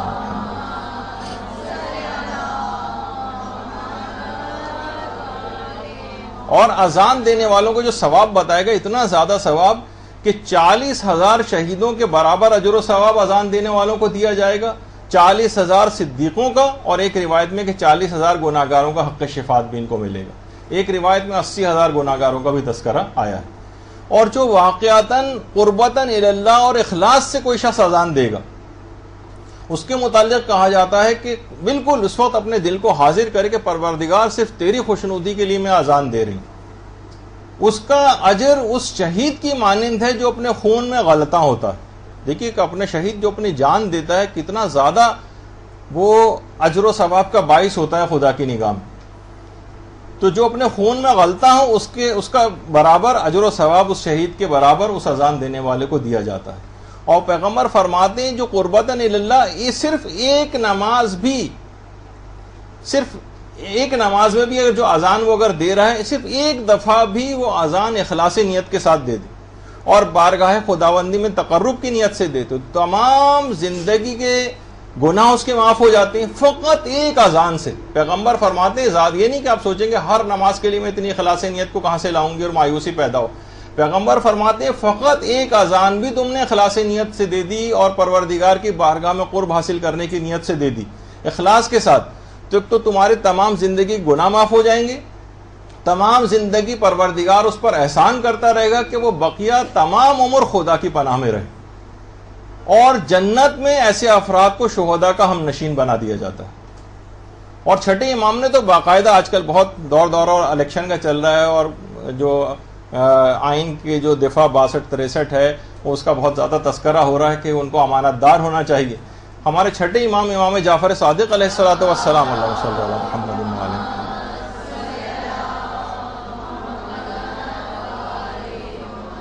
فرماتے ہیں کہ اذان دینے والے امانت دار ہوتے ہیں. یعنی کہ اگر کوئی شخص بھی اپنی نمازوں میں اذان دے رہا ہے تو سمجھ جاؤ کہ یہ امانت دار. اور وسائل الشیعہ میں باقاعدہ روایت ہے کہ قیامت میں روز قیامت جب شرم و حیا سے لوگوں کی گردنیں جھکی ہوئی ہوں گی اس وقت اذان دینے والے سربلندی اور وقار کے ساتھ مشہور ہوں گے. لہٰذا تم بھی اپنے بچوں سے اذان دلواؤ کیونکہ یہ نہ صرف خواب غفلت سے بیداری کا پیغام ہے بلکہ اعلان ولایت و رسالت بھی ہے. تو آپ نے دیکھا کہ بہرحال جو روایات کے اندر آپ پڑھتی ہیں اور بچوں کو بھی جب بتاتے ہیں تو جو بچوں کو پڑھانے والی ٹیچرز ہیں ان کو بھی یہ بات بتانی چاہیے کہ اذان دینے والے لمبی گردنوں والے مشہور ہوں گے. بچوں کے دماغ میں یعنی وضاحت ہونی چاہیے. وہ سوچتے ہیں جس طرح جراف وغیرہ کی زرافے کی لمبی سی گردن ہوتی اس طرح نہیں. مقصد کہنے کا ہے کہ وہ لوگوں کی گردنیں شرم سے جھکی ہوں گی لیکن ان کی گردنیں عزت و وقار کے ساتھ بلند ہوں گی. یہ ان معنوں کے اندر. اور دیکھیے باقاعدہ اذان دینے کی بھی ایک تاریخ ہے کہ کچھ افراد یہ کہتے ہیں تاریخ دان کے 1 ہجری میں ہجرت کے پہلے سال اذان کا حکم آیا ہے، کچھ کہتے ہیں کہ ہجرت کے دوسرے سال آیا ہے. اور بعض مسلمانوں کی روایات جو غیر شیعہ ہیں، غیر شیعہ مسلمان بھائی ہمارے، ان کے ہاں کچھ اذان کے سلسلے میں کچھ الگ طرح کی کچھ روایتیں آئیں کہ صحابہ نے نماز کے لیے بلانے کے لیے مختلف طریقے تجویز کیے، لیکن رسول خدا کو کوئی بھی طریقہ جو ہے وہ پسند نہیں آیا۔ کچھ نے کہا کہ یہودیوں کی طرح سے بغل بجا کے جو ہے وہ بلایا جائے لوگوں کو اذان کے لیے، کچھ نے کہا کہ جس طریقے سے ناقوس بجائے جاتے ہیں ناقوس وہ گھنٹیاں بجائی جائیں۔ پیغمبر نے فرمایا نہیں، یہ نصارہ کا طریقہ کار ہے۔ تو ان کے ہاں ایک روایت ہے کہ ایک صحابی تھے عبداللہ ابن زید، انہوں نے خواب میں اذان سنی، خواب میں۔ تو بعض نے کہا، یہ بھی کہا کہ حضرت عمر نے بھی، خلیفہ ثانی جو تھے، انہوں نے بھی خواب میں اذان سنی تھی، لیکن 20 دن تک چھپائے رہے تھے کہ میں نے ایسا خواب دیکھا ہے۔ پھر اس کے بعد 20 دن بعد جب ان کی روایت میں ہے کہ جب 20 دن بعد انہوں نے رسول خدا کو بتایا تو پیغمبر نے کہا کہ تم نے مجھے پہلے کیوں نہیں بتایا تھا، کافی سرزنش کی، اور پھر بلال کو بلایا اور عبداللہ ابن زید سے کہا کہ تم بلال کو اذان سکھاؤ۔ بہرحال اس کے اندر، ان روایات کے اندر اتنا زیادہ تضاد اور اتنا زیادہ اختلاف اور ٹکراؤ پایا جاتا ہے جو خود ان کے ضعف کا سبب ہے اس بات کے۔ کیونکہ اگر ہم یہ بات مان بھی لیں کہ عبداللہ ابن زید کو خواب میں، یا مثلا خلیفہ ثانی کو خواب میں اس بات کا حکم جبریل کے ذریعے انہوں نے سنا تھا، تو اس کا مطلب یہ ہوا کہ وہ نبی تھے، کیونکہ انہوں نے ایک جبریل سے ایک حکم شرعی کو، ایک توقیفی حکم کو بارگاہ خداوندی سے سنا، اور جبکہ یہ امر فقط انبیاء و مرسلین کے ساتھ مخصوص ہے۔ علامہ ابن حجر عسقلانی جو غیر شیعہ مسلمان علماء میں کافی زیادہ مشہور ہیں، انہوں نے خود اس بات پر اعتراض کیا ہے کہ غیر نبی کا خواب نہ تو حجت ہوتا ہے نہ کوئی حکم شرعی ہوتا ہے۔ اور پھر ایک بات اس کے اندر یہ بھی ہوگی کہ یہ حکم رسول خدا پر براہ راست کیوں نہیں نازل ہوا؟ پیغمبر اتنا پریشان تھے کہ اس سلسلے میں کیا اقدام کیا جائے، اور یہی بات جب امام حسن علیہ الصلوۃ والسلام کی خدمت میں لوگوں نے بیان کی، صلی اللہ علیہ وسلم،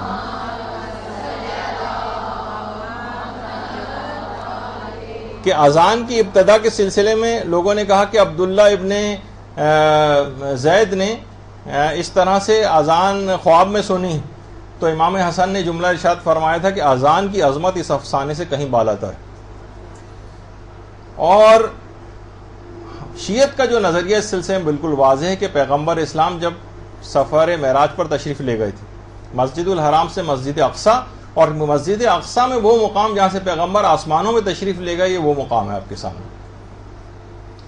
تو اس کے بعد پیغمبر پھر آسمانوں میں تشریف لے گئے، تو جو اذان ہے وہ فرشتوں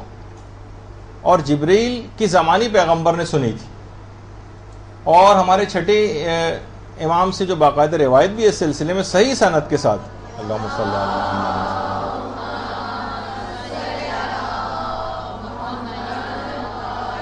کہ اذان کا حکم باقاعدہ جبریل رسول خدا کے پاس لے کر آئے، اور جبریل نے خود اس وقت اذان و اقامت جو ہے وہ کہی، اور پھر رسول خدا نے امیر المومنین علیہ الصلوۃ والسلام کو بلوایا اور کہا کہ اے علی بلال کو بلاؤ۔ بلال کو بلایا گیا اور مولا کو ہدایت کی کہ آپ بلال کو اذان کی تعلیم دیں۔ پھر اذان بلال نے سیکھی اور پھر بلال کو اذان دینے کا حکم دیا گیا۔ یہ ہمارے پاس پوری تاریخ ہے کہ اس طرح سے جو اور دیگر روایتیں ہیں وہ سب ضعیف ہیں یا بنائی ہوئی ہیں، اور اصل میں یہی ہے کہ پیغمبر اسلام کے پاس اذان کا حکم جبریل لے کر آئے تھے۔ اچھا دیکھیے، جس وقت آپ اذان دے رہی ہوں گی ذرا اہمیت کا آپ کو احساس ہو جائے کہ یہ اذان ہے کیا چیز۔ جس وقت بھی آپ اذان دیتی ہیں اس وقت ہوتا کیا ہے؟ باقاعدہ ثواب الاعمال میں شیخ صدوق نے چھٹے امام امام جعفر صادق علیہ الصلوۃ والسلام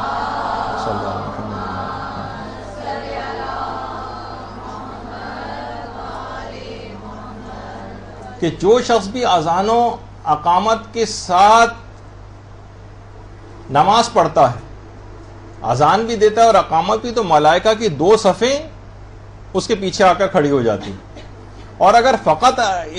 اقامت کہتا ہے تو 1 صف ملائکہ کے پیچھے آ کر کھڑی ہوتی، جو فروع کافی کی بھی روایت ہے، اور ہر صف کی جو حد ہے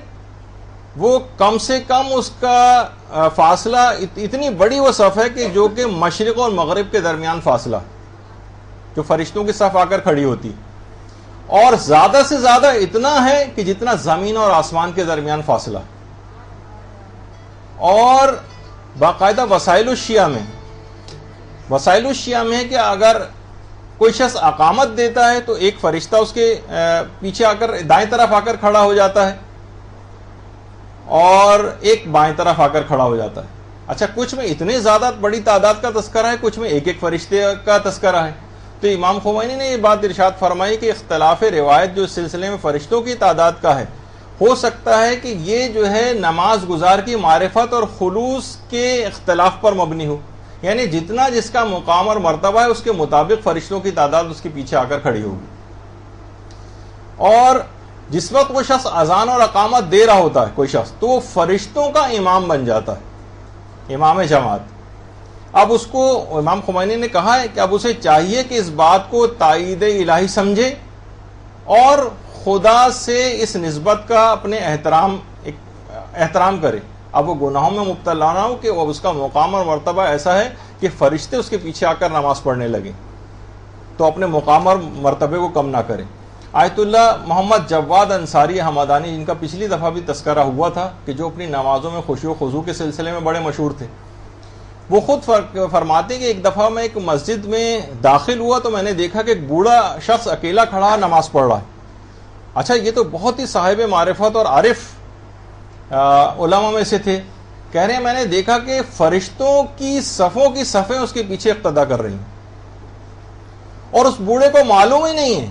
کہ یہ کیا ہو رہا ہے. کہنے لگے میں سمجھ گیا کہ اس نے یقیناً نماز سے پہلے اذان اور اقامت دی ہوگی. یعنی جو باقاعدہ ایسے علماء ہیں جن کی برزخی آنکھ کھل جاتی، وہ ان فرشتوں کو اپنی آنکھوں سے بھی دیکھ سکتے ہیں. تو اذان کا دیکھیے اتنا احترام کہ ہمارے علماء قائل رہے ہیں، اور آپ سے بھی اس بات کا تقاضا ہے کہ آیت اللہ حسین بروجردی،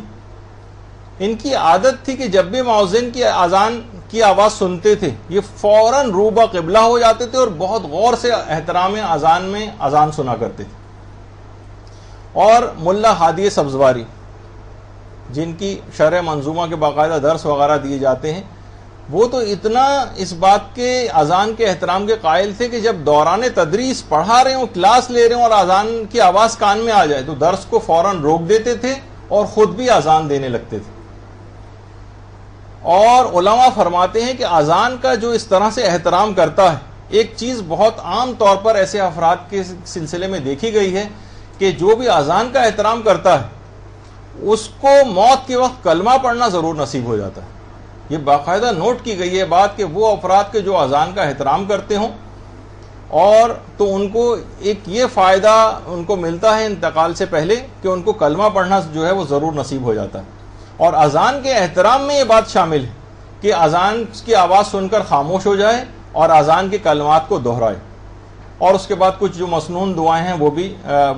ان دعاؤں کو بھی اگر پڑھے تو بہت اچھا ہے. اور وہ جو بھی آپ سنتی ہیں کہ پیغمبر اسلام اس طرح سے کھڑے ہو جاتے تھے اذان کی آواز سن کے جیسے کسی کو پہچانتے ہی نہ ہو، کہ اب اذان کا اتنا فوق العادہ احترام کیا کرتے تھے پیغمبر. اور یہی احترام اور عظمت اذان تھی کہ امام حسن کا جو ابھی آپ نے سنا کہ رنگ زرد پڑ جاتا تھا. اور امام خمینی اس حد تک اذان کے احترام کے قائل تھے کہ خود جب فجر کی نماز سے بھی 2 گھنٹہ پہلے سے اٹھ کر نماز کی اور اذان کی تیاری کیا کرتے تھے. آپ نے کئی سال پہلے جو ایک درس بھی ہوا تھا امام زمانہ علیہ الصلوۃ والسلام کے سلسلے میں،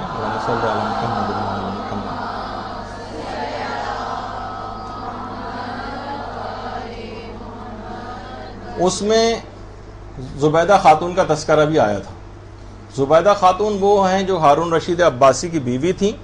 اور اتنا بڑا مقام ان خاتون نے حاصل کیا کہ بہت سی روایات میں ہے کہ امام زمانہ کے ظہور کے بعد ان کی مددگار جو خواتین کی تعداد ہے اس میں بھی زبیدہ خاتون شامل ہے. اور زبیدہ خاتون نے کئی سو کنیزیں، حافظہ قرآن کنیزیں رکھی ہوئی تھیں جو روزانہ باواز بلند تلاوت قرآن کیا کرتی تھیں کہ شہر کے قرب و جوار کے جتنے گھر ہیں اس میں صبح ہی صبح تلاوت قرآن کی آواز جائے. اور ان کا ایک بہت بڑا کارنامہ نہر زبیدہ ہے. نہر زبیدہ مینا کا جو میدان ہے، مینا میں کنویں ہی کنویں، یعنی بہت زیادہ پانی مینا میں ہے. مکے میں پانی کی بڑی قلت تھی، یہاں تک کہ ایک مشک پانی بھی بہت زیادہ قیمتی فروخت ہوتی تھی اور حاجی حضرات کو شدید پانی کی پریشانی تھی. تو زبیدہ نے اپنے ذاتی مال کو خرچ کیا تھا اور مینا سے باقاعدہ پانی کا انتظام، ایک نہر کھدوا کر پانی کا انتظام کروا کے کہ مکے تک جو ہے اس نہر کو پہنچایا تھا. اور آج بھی اس کے آثار، یہ مینا کا میدان ہے، سامنے یہ فلیٹ نما خالی عمارتیں ہیں اور اس کے پیچھے جو پہاڑی کے اوپر ایک چیز چل رہی ہے، یہ جو آپ کو ایک دیوار سی نظر آ رہی ہے بنی ہوئی، یہ نہر زبیدہ کے ریمننٹس ابھی بھی وہاں پر موجود ہیں. اور باقاعدہ اس نے ایک ایسا سسٹم بنایا تھا کہ باقاعدہ حیرانگی ہوتی ہے کہ کس طرح سے اس زمانے میں بھی بہت زیادہ پیسہ خرچ کر کے کہ پانی اس طرح سے پائپ لائنوں کے ذریعے اس نے جو ہے وہاں تک پہنچایا تھا. ابھی بھی اس کے کچھ جگہوں پہ آثار ہیں، کچھ جگہوں پہ آثار جو ہے وہ ختم ہوتے جا رہے ہیں. یہ نہر زبیدہ کی وہ دیوار ہے. اور اس طرح سے اس میں بیچ بیچ میں بہت سے اسپل ویز بھی بنائے تھے کہ بیچ بیچ میں بھی کہیں پانی لینے کی ضرورت پیش آئے تو بہت اس کو کاریگری کے ساتھ اس کو بنایا گیا تھا. تو بہرحال انتقال کے بعد زبیدہ کو کسی شخص نے خواب میں دیکھا اور کہا کہ آپ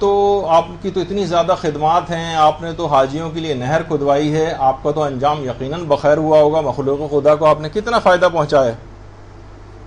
اس وجہ سے آپ کی تو مغفرت لازمی ہو گئی ہوگی. زبیدہ نے اس شخص سے کہا کہ نہیں، جس وقت میں نے اپنے اس عمل کو پروردگار کے سامنے پیش کیا تو پروردگار کی طرف سے جواب آیا کہ وہ پیسہ تو ہمارا ہی دیا ہوا تھا اور وہ توفیق بھی ہماری دی ہوئی تھی جس کی وجہ سے تم نے یہ کام کیا. تم وہ کام بتاؤ، پیش کرو ہماری بارگاہ میں کہ جو تم نے خود کیا ہو. میں گھبرا گئی، یہاں تک کہ ہاتف غیبی نے خود میری مدد کی اور آواز آئی تمہارا ایک عمل یقیناً بارگاہ عزتی میں خدا کی بارگاہ میں قبول ہوا ہے. اچھا، بعض اوقات دیکھیے لوگوں کے دماغ میں چیزیں آتی ہیں کہ اس کے معنی یہ نہیں کہ باقی اور کسی چیز کی زبیدہ کی کوئی اہمیت نہیں تھی، لیکن کسی ایک عمل کو اس کے ثواب کو بتانے کے لیے، پرومیننٹ کرنے کے لیے بھی باتیں اس قسم کے بیان ہوتی ہیں.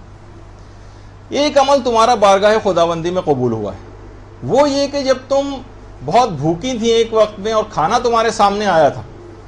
اور اسی وقت اذان کی آواز کان میں آئی تو تم نے اپنے ہاتھ سے وہ لقمہ رکھ دیا، اذان کے احترام میں ہاتھ کو روک دیا، اذان کا وہ کلمہ دہرایا، میرے نام کے احترام میں لقمہ لینے میں تاخیر اور احترام اذان کی وجہ سے آج تم مقرب بارگاہ الہی ہو گئی. اللہم صلی اللہ علیہ وسلم.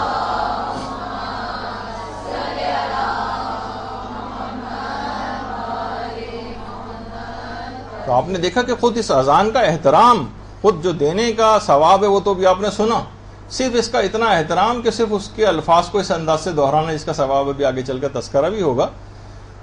اور اذان میں تو سورہ مائدہ کی آیت نمبر جو 58 ہے اس میں تو باقاعدہ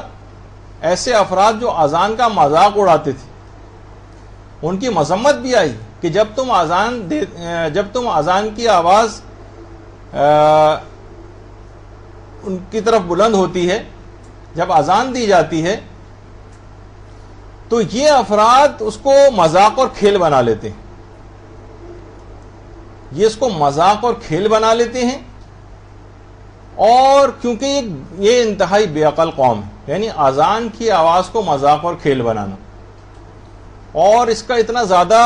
مذمت بھی آئی. باقاعدہ تفسیر کبیر میں بھی ہے اور تفسیر صافی جو ملا محسن فیض کاشانی کی ہے اور تفسیر در منصور جو ہمارے علماء اہل سنت کی ہے اس میں بھی ایک روایت ہے کہ جس وقت اذان پہلے زمانے میں جب ایک شخص اذان کی آواز میں اشہد ان محمد رسول اللہ کی جملہ سنتا تھا تو مذاق اڑاتا تھا. تو تمام تفاسیر نے اس کا لکھا ہے کہ اس کا گھر میں ایک دفعہ آگ لگ گئی اور وہ آدمی اور اس کے تمام اہل خانہ بھی اس میں جل کر خاک ہو گئے، یعنی یہ دنیاوی عذاب بھی ان کے اوپر آیا. اور اذان کو اپنے مکمل آپ آداب کے ساتھ، جو امیر المومنین نے بھی جملہ ارشاد فرمایا کہ جب بھی اذان دو قبلہ رخ ہو کر اذان دو. اور یہ بھی باتیں کہی گئیں کہ جو تم میں زیادہ فصیح ہو اس کو اذان کے لیے مقرر کرو. اور گھر میں تو جو بہت اچھے طریقے سے اذان دینے والا ہو، ایسے افراد کو مساجد میں خاص طور پر ہم یہ دیکھتے ہیں کہ ہماری مساجد میں نہ ان کو صحیح تلفظ ہوتا ہے، انتہائی اغلاط کے ساتھ بھرپور ان کی اذان ہوتی ہے. اور بہت سی اذانیں تو یقیناً ایسی سنی ہیں کہ جس کے متعلق کہا جاتا ہے، شاید شہید مطہری نے لکھا ہے کہ کچھ اذان میں کیا ہوتا ہے، لوگوں کو اللہ کی طرف بلایا جاتا ہے. کچھ اذانیں ایسی ہیں جس سے لوگ اسلام سے دور ہوتے ہیں. اتنی خطرناک آواز میں، اتنی کڑھی آواز میں، اتنی خراب طریقے سے اذان دینے والے ہم اکثر ایسی اذانیں بھی سنتے ہیں. تو ہمیشہ اچھے افراد کو جو بہت اچھے طریقے سے اذان دیں ان کو مقرر کرنا چاہیے. اور اسی طریقے سے ہمارے چھٹے امام نے بھی جملہ ارشاد فرمایا کہ انگلیوں کو کانوں پہ رکھنا یہ بھی سنت ہے. اور دیکھیے ایران میں باقاعدہ اذان کے مقابلے کروائے جاتے ہیں. آج میرے پاس اتنا وقت نہیں ورنہ ان کے مقابلے کی بھی تصاویر آپ کو دکھاتا کہ بچوں اور نوجوانوں کے بڑے پیمانے پر اذان دینے کے مقابلے ہوتے ہیں. اس وجہ سے وہ لوگ سب سیکھ لیتے ہیں. ہمارے ہاں کوئی بھی بوڑھے اور بزرگ جن کو صحیح جو نہ سمجھنے کو تیار ہوتے ہیں نہ تلفظ وغیرہ، وہ غلط سلط جیسی چاہیں اذانیں جو ہیں وہ دیتے ہیں، اس سے جگہ سائی بھی ہوتی. اور امام صادق یہ بھی جملہ ارشاد فرماتے تھے کہ اذان کو ٹھہر ٹھہر کر دو اور اقامت کو تیز رفتاری سے دینا چاہیے. اور اذان دیتے وقت اپنی آواز کو دھیما نہ کرو، امام کہتے تھے، کیونکہ خدا تمہاری آواز کی بلندی کے مطابق تم کو اجر عطا کرے گا. یعنی اذان کو دھیمی آواز میں نہیں دینا چاہیے، اذان کو بلند آواز میں، اور اس کی بنسبت اقامت کو دھیمی آواز میں اور نسبتاً تیزی کے ساتھ. جبکہ اذان کو ذرا کھینچ کر دینا جو ہے وہ زیادہ اس کے احترام اور اس کے جو آداب ہیں اس کے مطابق. اور خاص طور پہ اذان و اقامت کے درمیان بات چیت بالکل نہ کی جائے، کیونکہ یہ باقاعدہ پیغمبر اسلام کی وصیت ہے کہ اذان و اقامت کے درمیان بات چیت نہ کی جائے، بلکہ اس میں کوئی دعا پڑھی جائے، کیونکہ اس کے درمیان جو دعا کی جاتی ہے وہ کبھی بھی مسترد نہیں ہوتی. اور خاص طور پر جس وقت اللہ کا لفظ جیسے اللہ اکبر یا کوئی بھی اس طرح سے کوئی اذان میں جس جگہ بھی اللہ کا نام آتا ہے تو اس کو بہت زیادہ فصاحت کے ساتھ ادا کریں. جس طرح ہمارے یہاں کہا جاتا ہے اللہ اکبر اللہ اکبر، یوں نہیں، اللہ اکبر. جس طرح کہ اس میں ایک بہتری پیدا کی جائے، اللہ کے نام کو بہت اچھے طریقے سے لیا جائے. اور اذان اور اقامت کے درمیان آداب میں بھی چیز شامل ہے کہ یا تو ان کے درمیان ایک وقفہ ڈالنے کے لیے یا تو 2 رکعت نماز پڑھی جائے، یا مثلا چند قدم یا 1 قدم آگے ہوا جائے، آگے پیچھے ہوا جائے، یا مثلا بیٹھ جائے انسان، یا مثلا جو ہے وہ سجدے میں چلا جائے، یا کوئی جو ہے وہ ذکر پڑھے. آج تو اتنا وقت نہیں ہے، ورنہ میں انشاءاللہ جو ہماری اگلی نشست ہوگی اس میں اس کی جو دعائیں ہیں خاص طور پر وہ بھی آپ کے خدمت میں جو ہے وہ پیش کروں گا. اور خاص طور پر وہ اللہم اجعل قلبی بارا و عملی سارا والی جو دعا ہے وہ اذان اور اقامت کے درمیان اس کو بھی پڑھنے کی بڑی تاکید آئی ہے. اور ایک دعا اور بھی ہے جو تکبیرۃ الاحرام سے پہلے، یا محسن قد اتاک المسیء، وہ میں آیت اللہ جعفر سبحانی کی زبانی آپ کو اگلی نشست میں انشاءاللہ سنواؤں گا جب ہم تکبیرۃ الاحرام کے مرحلے کے اوپر جائیں گے. اچھا، اذان اور اقامت میں ایک اور بھی ہے کہ اقامت کے جملوں میں اتنا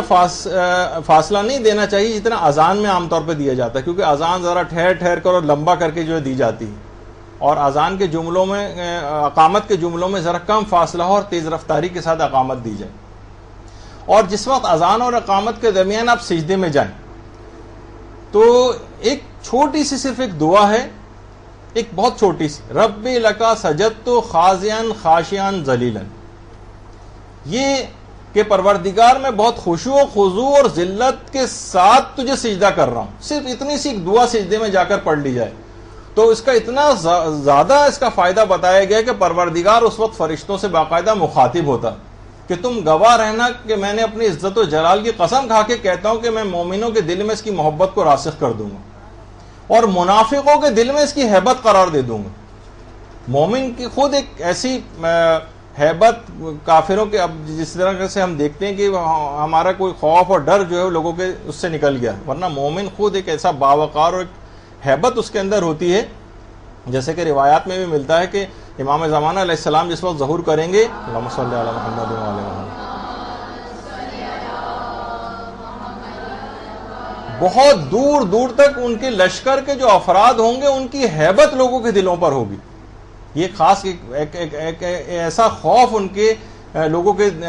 ایک پروقار ایک شخص کا جو خوف ہوتا ہے وہ ان کے دلوں کے اوپر ہوگا. تو جب بھی اذان اور اقامت کے درمیان سجدے میں جائیں اور صرف ایک چھوٹی سی دعا پڑھ لیں جو کہ آپ کو یاد ہو جائے گی. ایک تو یہ کہ لوگوں کے اندر بہت زیادہ ان کی محبت کو راسخ کر دیا جائے گا, جس سے اس کے معنی یہ ہوں گے کہ آپس کے جو اختلافات ساس اور بہو کے اور دیگر رشتہ داروں کے یہ بھی دور ہو جائیں گے. جب محبت جاگوزی ہوگی تو اختلافات دور ہو جائیں گے. اور دوسرا ہے کہ منافقوں کے دل میں اس کی ہیبت قرار پا جائے گی. اس کا مطلب ہے کہ بہت ساری چیزوں سے جو آج کل ہمیں پریشانیاں نظر آ رہی ہیں ان پر بھی کسی حد تک قابو پایا جا سکتا. اچھا پھر اور یہ وہ بات ہے کہ جو باقاعدہ اسرار الصلاۃ میں آیت اللہ جواد ملکی تبریزی جو کہ امام خمینی کے عرفانیت کے استاد تھے, رہبر معظم بھی اکثر ان قبر کے اوپر جاتے ہیں, انہوں نے باقاعدہ اسرار الصلاۃ کے اندر اس بات کو لکھا. اور امام زین العابدین علیہ الصلوۃ والسلام نے ایک اور بھی بات بتائی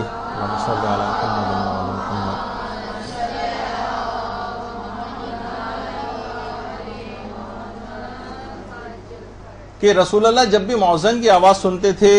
حی علی الصلاۃ حی علی الفلاح پھر حی علی خیر العمل, تو پیغمبر اسلام ان جملوں کو سنتے وقت ایک جملہ کہتے تھے, لا حول ولا قوت الا باللہ. یہ جب بھی کبھی آپ اذان کی آواز میں یہ جملے سنیں,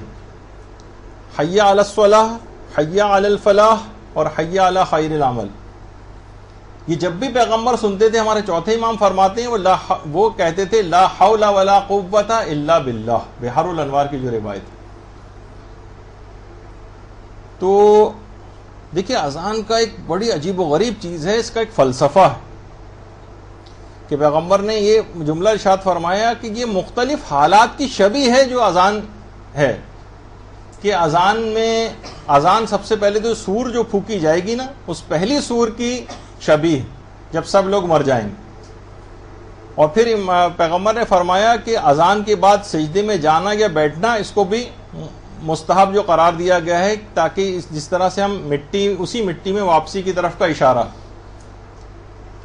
دیکھیے اذان کا ایک بڑا عجیب و غریب فلسفہ ہے. اور دوسری مرتبہ جب اسرافیل کی سور پھونکی جائے گی, اور یہاں تک کہ سور اسرافیل پھونکنے کے بعد جب زمین سے مردے جو ہے باہر نکلنے لگیں گے, یعنی باقاعدہ مٹی جھاڑتے ہوئے اٹھ کر بیٹھیں گے, روایتوں کا تذکرہ جس کی تفصیل موت کے جو لیکچرز ہوئے تھے اس کے اندر بھی بیان ہوئی تھی کہ قبروں سے کس طریقے سے باہر نکلیں گے. تو اس کی طرف یہ اشارہ ہے. اور جس وقت بھی آپ اذان دیتی ہیں نا, اس وقت جتنے بھی شیاطین ہوتے ہیں وہاں سے آپ کے گھر سے فرار اختیار کرتے ہیں. پیغمبر فرماتے تھے کہ ان الشیطان اذا سمع النداء ہرب, کہ جس وقت شیطان آواز اذان سنتا ہے تو اس کو بہت زیادہ ظاہر ہے اس کو تکلیف ہوتی ہے اور وہ بھاگ جاتا ہے وہاں سے. شدید تکلیف کے عالم میں شیطان وہاں سے فرار اختیار کرتا ہے. جب شیطان فرار اختیار کر لے گا تو اس گھر میں پھر گناہ بھی دیکھنے میں نہیں آئیں گے.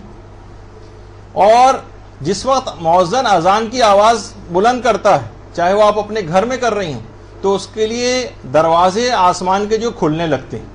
آسمان کے دروازے کھلتے ہیں, اس کی جتنی بھی دعائیں ہیں وہ ساری مقبول ہونے لگتی ہیں. یعنی جس وقت خاص طور پر اذان جس وقت دی جا رہی ہو, اذان کی آواز آ رہی ہو, اس وقت آپ دعا مانگیں. اور اذان اور اقامت کے درمیان جو موقع ہے اس سے تو ضرور فائدہ اٹھائیے. اس کے درمیان کی دعا پیغمبر فرماتے ہیں جو کبھی بھی رد نہیں ہوتی, جو اذان و اقامت کے درمیان کہی جاتی. اور اذانیں بہت ایک حوصلہ بھی پیدا کرتی ہیں, حوصلہ کہ جس وقت ایران عراق جنگ ہو رہی تھی تو خود مجاہدین بیان کرتے ہیں کہ سخت لڑائی میں 100 فوجی انہوں نے ذمہ داری قبول کی تھی کہ ہم بآواز بلند اذانیں دیں گے. اس سے دشمنوں کے حوصلے پست ہوتے تھے اور اکثر مقامات پر جو مخالف فوجیں ہوتی تھیں اپنے مورچے چھوڑ کر بھاگ جاتی تھیں. یعنی اذانوں کی آواز سے دشمنوں کے ان کے اوپر ایک ہیبت طاری ہو جاتی. اور یہی وجہ ہے کہ جو شہید نواب صفوی جو سید مجتبیٰ تہرانی تھے اور نواب صفوی کے نام سے مشہور تھے, وہ خود یہ فرماتے تھے کہ دشمنوں کو شکست دینے کے لیے خاص طور پر ظہر کی نماز اور مغرب کی نماز میں تم جہاں کہیں بھی ہو بآواز بلند اذان دو, چاہے تم اپنے گھر میں ہو کسی جگہ بھی. خاص طور پر نماز ظہر اور نماز مغرب میں تو ضرور اذانیں دو, کیونکہ یہ طاغوت اور شیطانوں کے حوصلے جو ہیں اس سے پست ہو جاتے ہیں. یعنی آپ کی وہ آواز معنوی لحاظ سے ان تک پہنچے گی اور ان کے حوصلے پست ہوں گے. اور شہید نواب صفوی پھر گرفتار ہو گئے تھے اور پھر اس کے بعد شاہ کے کارندوں نے جو ان کو شہید بھی کر دیا تھا. تو خاص طور پر یہ بات کہتے تھے کہ جب بھی کبھی ظہر اور مغرب میں خاص طور پر تم ضرور جہاں کہیں بھی ہو بآواز بلند جو ہے وہ اذان دیا کرو. اور دیکھیے جو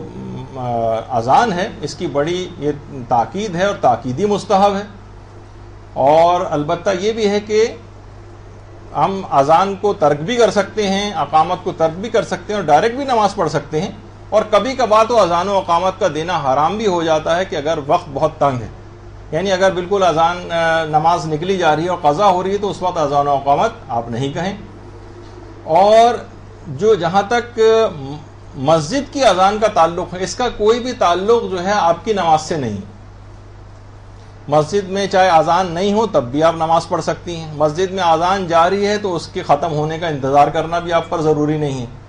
اور مسجد میں دی گئی اذان آپ کی گھر کی اذان کے لیے بھی کافی نہیں ہے, آپ کو چاہیے کہ گھر میں الگ سے اذان دیں. وہ اگر کوئی نامحرم نہ ہو تو گھر میں بلند آواز سے بھی عورتیں اذان دے سکتی ہیں. اس میں بھی خیر حرام والا پہلو نہیں ہے, صرف نمازوں کا مسئلہ الگ ہے, لیکن عورتیں بلند آواز سے بھی اذان دے سکتی ہیں, اس میں کوئی حرج نہیں ہے. اور البتہ عورتوں کے لیے اذان کی اتنی تاکید نہیں ہے جتنی مردوں کے لیے. جی ہاں, خود پڑھ سکتی ہیں. ابھی سنتے جائیے, سارے مسئلے بھی آ رہے ہیں, میں سارے مسائل ہی تو بتا رہا ہوں جو کہ آگے چل کے خود ہی آ جائیں گے. پھر کوئی نہیں ہوگا تو آپ پوچھ لیجیے گا. تو حتیٰ کہ جو مسجد میں اذان دی جا رہی ہے وہ گھر کے لیے کافی نہیں, بلکہ بہت سے مسئلے تو ایسے ہیں کہ مسجد کی چھت پر بھی اگر کوئی شخص نماز پڑھنا چاہ رہا ہے تو مسجد میں دی گئی اذان جو ہے وہ چھت پہ والے کے لیے الگ سے مستحب ہے کہ وہ اذان دے, اس کے لیے بھی کافی نہیں. تو اور صرف واجب جو ہماری پنجگانہ نمازیں ان کے لیے اذان مشروعیت رکھتی, لیکن اس کے علاوہ جتنی بھی اور نمازیں ہیں ان کے لیے اذان اور اقامت مشروعیت نہیں رکھتی, یعنی شرع میں الگ سے حکم نہیں دیا گیا. البتہ پھر بھی کوئی دینا چاہے تو اس میں کوئی حرام پہلو بھی نہیں. اور اس دوران کوئی بات چیت نہ کرے اذان و اقامت کے درمیان, خاص طور پر جس وقت قد قامت الصلاۃ کہی جا رہی ہو اس کے بعد تو بات کرنا شدید مکروہ ہے, سوائے اس کے کہ جیسے مسجد وغیرہ کے اندر بھی ہوتا ہے. مسجد میں پڑھنے والے نمازیوں کے لیے خاص طور پہ بات یہ ہے کہ جس وقت قد قامت الصلاۃ کا لفظ جو ہے وہ سنیں تو اس وقت سارے نمازی پھر کوئی اور بات نہ کریں, سوائے اس کے کوئی ایسی بات کر سکتے ہیں جو نمازی سے متعلق, صفے درست کر لیجئے اور لوگوں اس متعلق کوئی بھی بات کرنی ہے, جس طرح سے استو اور اعتدلو اور بہت سارے جو الفاظ آپ وہاں پر مکے اور مدینہ میں بھی جو پیش امام کہہ رہے ہوتے ہیں. یعنی اگر صفوں کو درست کرنے کے حوالے سے کوئی بات ہے تو وہ کہی جا سکتی, لیکن اس کے علاوہ عام دنیاوی باتیں جو ہے اس کے لیے بہت شدید مکروہ ہے. اچھا, اذان کو مکمل دینا ثواب رکھتا ہے, یہ نہیں کر سکتے میں آدھی اذان دیں تو آدھی اذان دینے کا تو کم سے کم ثواب مل جائے گا. نہیں, وہ ٹھیک ہے جتنی دفعہ آپ نے اللہ اکبر یا اشہد ان لا الہ الا اللہ کہا اس کا تو ثواب ملے گا, لیکن پوری اذان کا ثواب نہیں ملے گا. تو ابھی جیسے کہ آپ نے سنا کہ عورتوں کے لیے اذان و اقامت کہنا مستحب ہے, لیکن تاکیدی نہیں یا اتنی تاکید نہیں ہے جتنی مردوں کے لیے آئی. اور بہت سی خواتین تو اس طرح کی بھی ہیں کہ وہ آج کل ایک فیشن بھی بن گیا ہے کہ بے پردگی کے عالم میں مردوں کے سامنے اس طرح سے کھڑے ہو کر اذانیں دینے کا سلسلہ جو آج کل باطل نے ایک طریقہ کار اپنایا ہوا ہے کہ فاسق و فاجر افراد کو بھی دین میں اس طریقے سے گھول مل دو کہ لوگ کہیں ہاں یہ بھی چیز ساتھ کی جا سکتی, یہ بھی چیز ساتھ کی جا سکتی. یہ بہت بڑا ایک جو ہے ایک سازش کے تحت حق کو باطل کے ساتھ ملا کر پیش کیا جا رہا ہے. خیر, تو دو نمازیں اگر کوئی ملا کر پڑھ رہا ہو تو وہ دوسری نماز کے لیے اذان کو چھوڑ سکتا ہے. البتہ یہ ضرور ہے کہ پہلی جو نماز ہے اس میں وہ ضرور اذان کہے, اور نماز جماعت کے لیے اگر کوئی دی جانے والی اذان ہے تو اس میں اس کی مطابقت کرنا مستحب, مطابقت کرنا یعنی جو وہ کہہ رہا اس کو آپ بھی دہرائیے. البتہ یہ کہ اذان کے بعد ایک مسئلہ آتا ہے کہ اذان کے بعد اگر پتہ چلے کہ میں نے کچھ الفاظ غلط کہے تھے یا بھول گیا تھا تو کیا اسے دوبارہ کہیں, تو اذان اگر وقت گزر گیا اس کا تو دوبارہ اذان کہنا اس کی کوئی ضرورت نہیں. یا مثلا جس طرح سورج گرہن اور چاند گرہن وغیرہ کی جو نمازیں پڑھی جاتی ہیں اس کے لیے بھی اذان نہیں ہے, البتہ جیسے نماز جنازہ وغیرہ بھی ہے، الصلاۃ الصلاۃ کے جملے اس کے اندر کہے جاتے ہیں، لیکن ان کے لیے اذان دینے کی الگ سے کوئی مشروعیت نہیں ہے۔ اور اسی طریقے سے جو مستحب نمازیں بھی ہیں، جیسے نماز جعفر طیار ہے اور شب قدر کی جو نمازیں ہیں، اس کے لیے بھی اذان اور اقامت کہنے کی کوئی ضرورت نہیں ہے، اور وہ کوئی مشروعیت بھی نہیں رکھتی ہیں، نہیں شرع میں ان کا کوئی حکم الگ سے نہیں آیا ہے۔ اور یہاں تک اس کی تاکید ہے کہ اگر آپ دیکھیے نماز کو توڑنا بہت سے فقہا تو بالکل مطلقاً ویسے بھی حرام قرار دیتے ہیں، یعنی واجب نماز کو بلا وجہ نہیں توڑا جا سکتا، البتہ کسی بھی دنیاوی یا دینی ضرورت کے لیے توڑا جا سکتا ہے، لیکن اس کے اندر سے الگ سے ایک بات لکھی گئی ہے کہ اگر کوئی شخص اذان و اقامت دینے کا جس کا ارادہ ہو اور وہ بھول جائے اذان و اقامت کو اور نماز شروع کر دے، تو اس اذان و اقامت کے لیے بھی وہ اپنی واجب نماز کو توڑ سکتا ہے۔ آقا سیستانی تو فرماتے پوری نماز میں کسی بھی وقت یاد آ جا رہے میں نے اذان و اقامت تو کہی نہیں اور میرا ثواب نکل گیا، وہ نماز کو توڑ دے، نماز توڑیے پھر اذان و اقامت کہیے اور پھر دوبارہ نماز پڑھے۔ کچھ فقہا نے کہا کہ اگر رکوع کی حد تک نہیں گیا ہے اور اس سے پہلے جو ہے وہ توڑ سکتا ہے، اس کے بعد نہ توڑے، لیکن آقا سیستانی اس بات کے قائل ہیں کہ نہیں، پوری نماز میں کسی بھی وقت، خاص طور پہ وہ آدمی جس کا ارادہ تھا کہ میں اذان و اقامت دوں اور پھر وہ بھول گیا، ایک تھا اس کا ارادہ ہی نہیں تھا شروع سے، وہ تو نہ توڑے، لیکن جس کا ارادہ تھا اور پھر بھول گیا، وہ اپنی نماز کو کسی بھی وقت جو ہے وہ توڑ سکتا ہے۔ اور یہ بھی ضرور ہے کہ بہرحال اذان خود دینا زیادہ مستحب ہے، اور جو ریکارڈڈ اذان ہے وہ اگر چلا لی جائے تو وہ کافی نہیں ہے اس ثواب کو حاصل کرنے کے لیے، اس کے اپنے فائدے الگ ہیں، لیکن جو اذان دینے کا استحباب ہے وہ ریکارڈڈ اذان سے جو ہے وہ حاصل نہیں ہوگا۔ اسی طرح سے اذان کی آواز کی مطابقت کرنا، اس کا بہت زیادہ ثواب ہے، اور اذان کی مطابقت کرنے کے معنی کہ جو کہہ رہا ہو اس میں زیادہ فرق نہ ہو، ایسا نہ ہو کہ وہ جو ہے مثلا حی علی الصلاح پہ پہنچ گیا وہ اذان دینے والا اور آپ ابھی اللہ اکبر یا اشہد ان لا الہ الا اللہ ہی کہہ رہے ہوں، تو اس کو مطابقت جو ہے اس کو نہیں کہا جائے گا۔ اور گھر میں جتنے بھی افراد ہیں بہتر یہی ہے اس کے اندر کہ عورت ہو یا مرد ہو، وہ اپنی، اگر کوئی شخص نے اذان کہہ بھی دی ہے تو اس کو کہنے دیجیے، آپ اپنی نماز کے لیے الگ سے اذان اور اقامت کہیں۔ اور اس کو دہرانے کا اتنا زیادہ ثواب ہے ان اذان کے کلمات کو کہ پیغمبر فرماتے ہیں کہ ایسا کرنا ایک تو گناہوں کے کفارہ بن جاتا ہے، اور جو بھی جواب دینے والا شخص ہے اذان کے کلمات کو سن کر اس کی جواب دینا، یعنی اس کے کلمے کو دہرانے والا، وہ سعادت مند ترین افراد میں شامل ہو جاتا ہے، اور جنت اس کی مشتاق ہو جاتی ہے روایتوں میں جو اذان کی آواز کو سن کر دہرائے۔ اور ہمارے ساتویں امام موسیٰ کاظم علیہ السلام نے تو یہ بھی جملہ ارشاد فرمایا، ختم ہو گیا کہ یہ عمل جو ہے رزق میں اضافے کا بھی سبب بنتا ہے۔ اچھا دیکھیے جلدی اب ختم کریں اس کو، کہ اللہ اکبر سے جو ہے وہ اذان جو ہے وہ شروع ہوتی ہے۔ اچھا اس میں بھی ضروری ہے کہ اذان کو صحیح طرح سے پڑھیں، اس طرح ہمارے ہوتا ہے اللہ اکبر کیوں نہیں، اللہ اکبر، جو کہ آپ الگ سے اس کو، اس میں ایک لفظ اس میں بنتا ہے جو محمل حروف میں سے، اللہ ہو اکبر، ہوک نہیں، اللہ کو اکبر سے الگ کر کے پڑھیں۔ اور یہ جو 4 دفعہ پڑھا جاتا ہے، 4 دفعہ، 4 اللہ اکبر سے جو شروع ہوتی ہے اذان، تو شیخ جعفر آل کشف الغطا جو ہمارے بہت بڑے مجتہد گزرے ہیں، وہ یہ کہتے تھے کہ اس کی جو 4 تکبیریں ہیں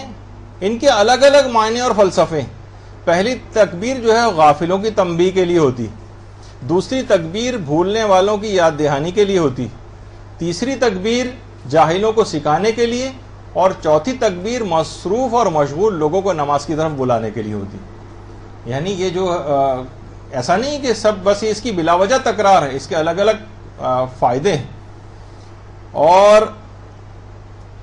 امام حسین علیہ السلام فرماتے ہیں کہ جب ہم مسجد میں بیٹھے ہوئے تھے، اللہم صلی علی محمد وعلی محمد،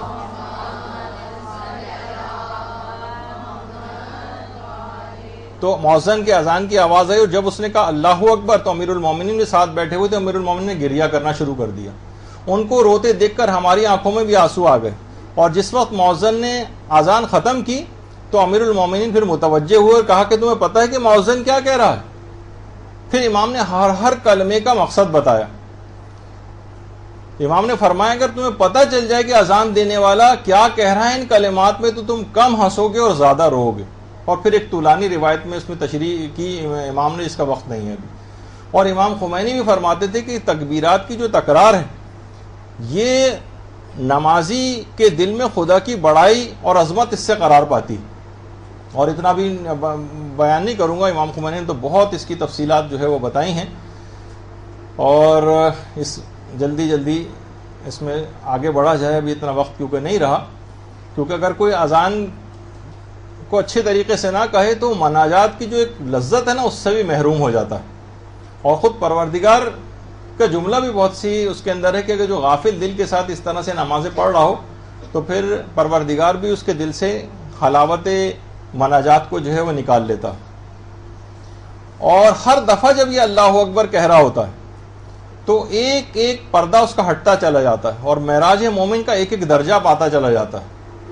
اور امام خمینی جب بھی ایک بات بڑی عجیب و غریب فرماتے تھے کہ یہ جو ہر دفعہ آپ اللہ اکبر کہہ رہی ہیں، خود اذان کے اندر کتنی دفعہ کہہ رہی ہیں، پھر تکبیرۃ الاحرام میں کہہ رہی ہیں، پھر اس کے بعد رکوع اور سجدے کے میں جاتے وقت آپ کہتی ہیں، وہ کہتے ہیں کہ یہ جو اذان و اقامت کے ذریعے جو پردے چاک ہوتے ہیں ان پردوں سے الگ ہے جو تکبیرات افتتاحیہ میں چاک ہوتے ہیں. یہ ان پردوں سے الگ ہیں کہ جو نماز کی دیگر تکبیرات کے اندر چاک ہوتے ہیں. یعنی جتنے آپ اللہ اکبر اس طرح سے اذان میں، اقامت میں، نمازوں میں کہتی جا رہی ہیں اتنی آپ ایک ایک درجہ پروردگار کا بلند ہوتی چلی جا رہی ہیں. تو آپ دیکھیے کہ کتنی زیادہ اتنا ہی قرب پروردگار آپ کو نصیب ہوتا چلا جائے گا. کہ باقاعدہ علل الشرائع کی بھی جو روایت ہے کہ پیغمبر اسلام جب براق کے سفر پر آسمانوں میں پہنچے تھے تو جب پیغمبر اسلام جو ہے پہلے آسمان پر پہنچے تو وہاں پر جو کھڑے ہوئے دروازے پر کھڑے ہوئے جو ملائکہ تھے انہوں نے جب پیغمبر کو دیکھا تو دروازے چھوڑ کر بھاگ گئے. اور ایک جملہ جس کے تشریح کا بھی موقع نہیں، اس کو کوئی غلط فہمی ان کا نہ لے، یہ مقام تعجب میں یعنی باقاعدہ امام خمینی نے بھی اپنی کتاب کے اندر اس روایت کو لکھا ہے کہ فرشتے کہنے لگے دو خدا ہیں، ایک زمین میں ایک آسمان میں. اس کا یہ جو نور ہے پروردگار کے نور سے کس قدر مشابہ، یعنی پیغمبر اسلام کے نور کو دیکھ کر ان کو گمان ہوا کہ کہیں ہم یہ پروردگار کا نور تو نہیں دیکھ رہے. اس وقت جبریل نے تکبیر کہی اللہ اکبر 4 دفعہ. اب فرشتے دوبارہ پلٹ کر آ گئے، دروازے پھر کھولے، پیغمبر اسلام دوسرے آسمان پر تشریف لے گئے. تو وہاں کے دوسرے آسمان پہ بھی جو فرشتے تھے وہ بھی جلال، ان کو ایسا لگا جیسے پروردگار کا نور ان کے سامنے آ گئے، فوراً سجدے کے اندر گر گئے اور تسبیح پروردگار کرنے لگے. اس وقت 2 دفعہ یعنی پہلے تو اشہد ان لا الہ الا اللہ جبریل نے کہا، پھر 2 مرتبہ اشہد ان محمد رسول اللہ کہا. اور فرشتے اب سمجھ گئے کچھ اور پیغمبر اسلام کے گرد آ کر جمع ہونے لگے اور سلام پیغمبر کو کیا اور پھر اس کے بعد امیر المومنین کی خیریت دریافت کرنے لگے. اللہم صلی علی محمد وعلی محمد.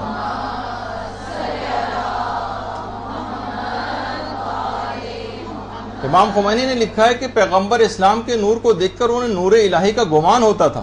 اور کہتے تھے کہ یہ نور ہمارے پروردگار کے نور سے کس قدر مشابہ. لیکن پھر اذان و اقامت کے کلمات اور ان کی فصلوں کو سن کر فرشتے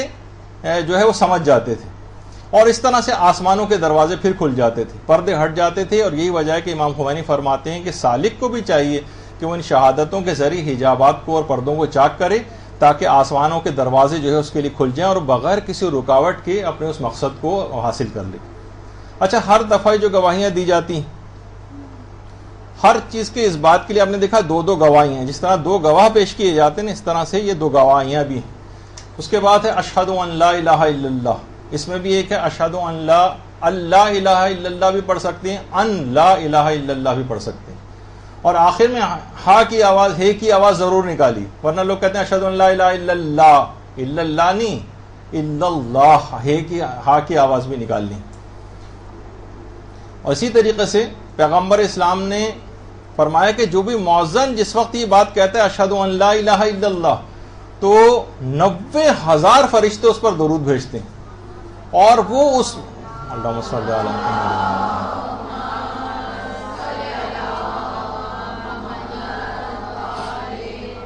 اور وہ قیامت میں عرش الہی کے سائے میں اس وقت تک رہے گا جب تک کہ انسانوں کے حساب سے پروردگار فارغ نہ ہو جائے.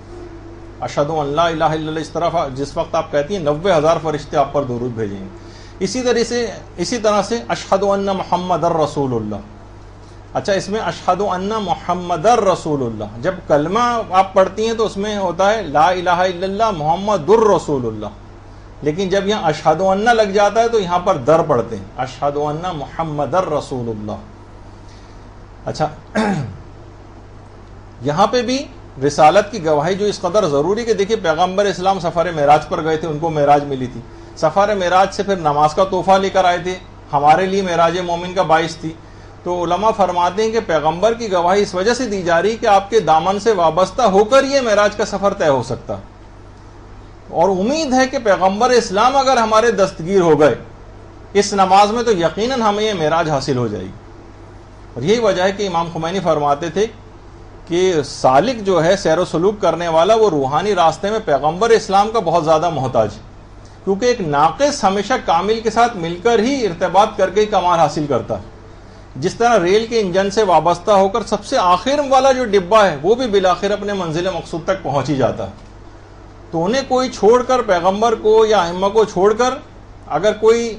راہ سیل و سلوک طے کرنا چاہے تو اس کے متعلق امام خمینی نے فرمایا کہ وہ اس کا سلوک الی الشیطان یا سلوک الی الحاویہ ہوگا، وہ جہنم کے اندر جانے والوں تیز رفتاری کے ساتھ جائے گا. ان پیغمبر اور ائمہ کو چھوڑ کر کوئی شخص سیر و سلوک کی منزلیں طے نہیں کر سکتا. اسی طرح سے اشہد ان علی ولی اللہ کی جو اذان آپ سنتی ہیں، قربت کی نیت سے جملہ کہا جا سکتا ہے، جزو اذان سمجھ کر نہیں کہا جا سکتا. البتہ عبادت کی کوئی بھی قبولیت ولایت علی کے بغیر ممکن نہیں ہے، یعنی قبولیت کی شرط ضرور ہے، لیکن اذان میں قصد جزیت کے ساتھ یہ جملہ جو ہے نہیں کہا جا سکتا. اور باقاعدہ شیخ صدوق کی جو ثواب الاعمال ہے اس میں ابو حمزہ صومالی فرماتے ہیں کہ امام زین العابدین علیہ الصلوۃ والسلام نے فرمایا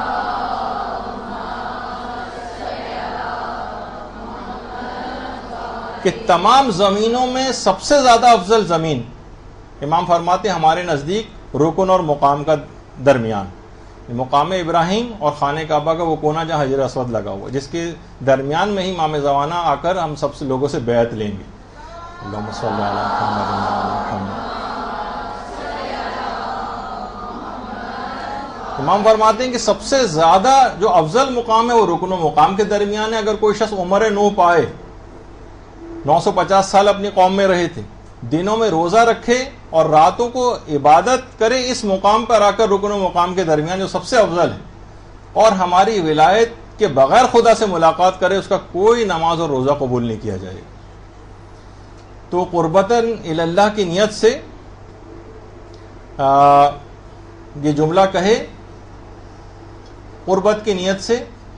اور قصد جزیت کی نیت سے البتہ نہیں کہہ سکتا. البتہ جو آیت اللہ شاہ آبادی تھے، امام خمینی کے عرفانیت کے استاد تھے،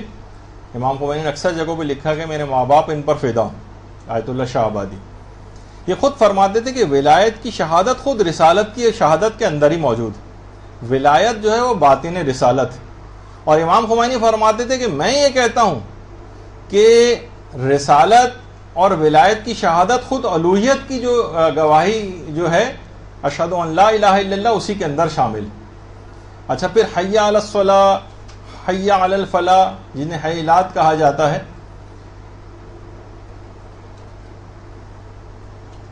اس میں بھی حی علی الصلاح، یہاں پہ بہت غلط طریقے سے لوگ پڑھتے ہیں حی علی الصلاح حی علی الصلاح. ایک تو سواد کے بجائے سین پڑھتے ہیں، اس کو ہے کی آواز صحیح نہیں نکالتے ہیں، تو اس کو بھی ٹھیک کرنا ضروری ہے ورنہ شاید معنوں میں بھی کچھ فرق پڑ جائے. حی علی الصلاح کہتے ہیں، آخر میں ہے کی آواز نہیں نکالتے ہیں. تو پھر اس کے بعد حی علی الفلاح، حی للفلاح پڑھتے ہیں، اس کو للفلاح، لام الف آخر میں. تو جبکہ سب سے زیادہ دیکھیے جامع ترین کہ ہر شخص چاہتا ہے کامیابی حاصل کرے، لیکن یہ واقعی مسجد سے کامیابی کی طرف بلایا جاتا ہے تو کوئی جانے کو تیار نہیں ہوتا، نہ کوئی نماز پڑھنے کو تیار ہوتا. اور اس کے بعد ہے حی علی خیر العمل، اس کو بھی خیر العمل پڑھتے ہیں، الف میم لام، خیر العمل عین نکالنا چاہیے. اور پیغمبر اسلام کے دور میں بھی حی علی خیر العمل اذانوں میں تھا، لیکن پھر اس کو نکلوا دیا گیا. چھٹے امام فرماتے ہیں کہ اس سے مراد ولایت اہل بیت ہے. اور امام شافعی جو علماء اہل سنت میں ہیں وہ اس کو جائز سمجھتے تھے حی علی خیر العمل کو پڑھنے کے لیے. بعض غیر شیعہ البتہ اس کو مکروہ سمجھتے ہیں اور اس پہ اشکال ظاہر کرتے ہیں. لیکن مسلمان عرفاء میں جو محی الدین ابن عربی تھے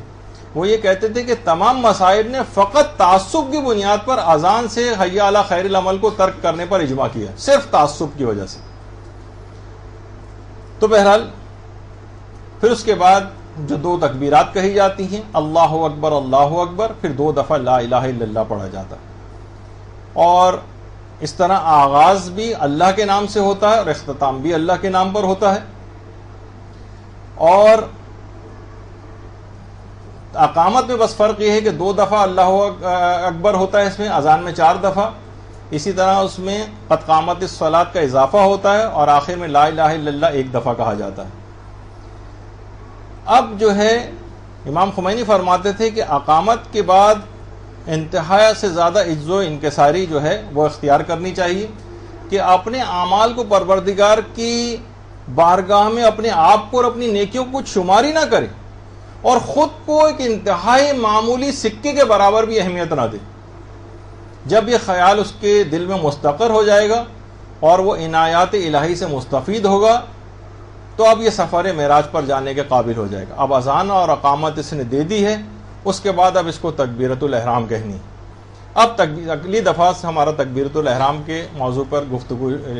شروع ہو جائے گی. لیکن آج آپ نے دیکھا کہ بہت زیادہ اذان اور اقامت کی اہمیت آپ کو پتہ چل جائے اور آپ کو اندازہ ہو. وقت کی کمی کی وجہ سے آپ نے دیکھا میں بہت تیز رفتاری سے اور بہت سی چیزیں بیان بھی نہیں کر سکا. بس آخر میں صرف ایک اچھے طریقے سے آپ کس طرح سے اذان دیں ایک کلپ ہم آپ کو سناتے ہیں. اس کے ان کے الفاظ اچھی طریقے سے آپ دیکھ لیجئے گا کہ کس طرح کے ہیں. یہ ذرا غور سے آپ سن لیجئے گا. اللہ اکبر، اللہ اکبر، اللہ اکبر، اللہ اکبر، اشہد ان لا الہ الا اللہ، اشہد ان لا الہ الا اللہ، اشہد ان محمد رسول اللہ، اشہد ان محمد رسول اللہ صلی اللہ علیہ وآلہ، اشہد ان علیا ولی اللہ، اشہد ان علیا حجت اللہ، حی علی الصلاة، حی علی الصلاة، حی علی الفلاح، حی علی الفلاح، حی علی خیر العمل، حی علی خیر العمل. اللہ اکبر، اللہ اکبر، لا الہ الا اللہ، لا الہ الا اللہ. صلی اللہ علی محمد وعلیہ الطیبین الطاہرین.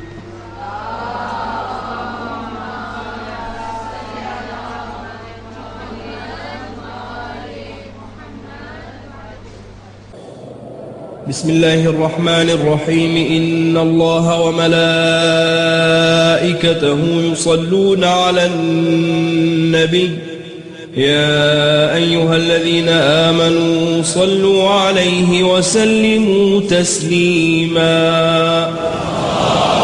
اللهم صل على محمد وعلى محمد.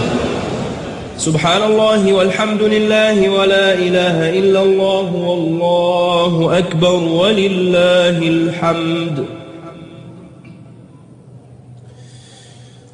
الله أكبر، الله أكبر،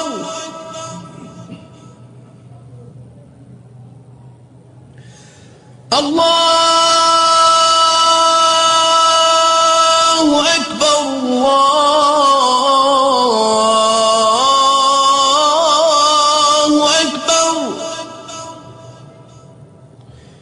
أشهد أن لا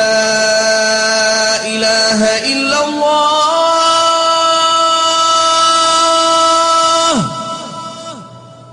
أشهد أن لا إله إلا الله، أشهد أن محمد رسول الله،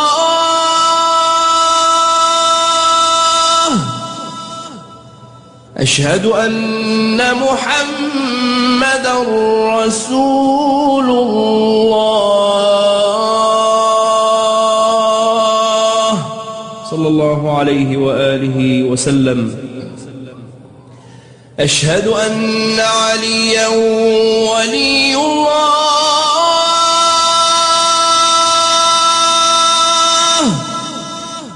أشهد أن عليا أمير المؤمنين وأولاده المعصومين حجج الله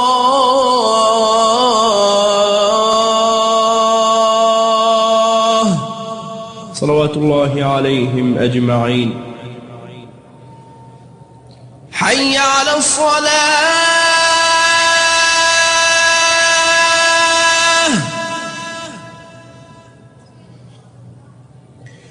حي على الصلاة.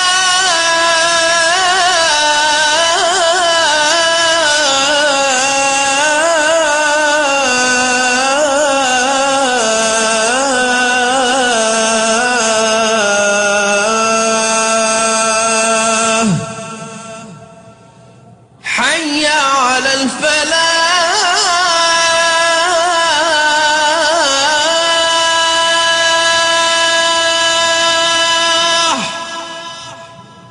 حي على الفلاح.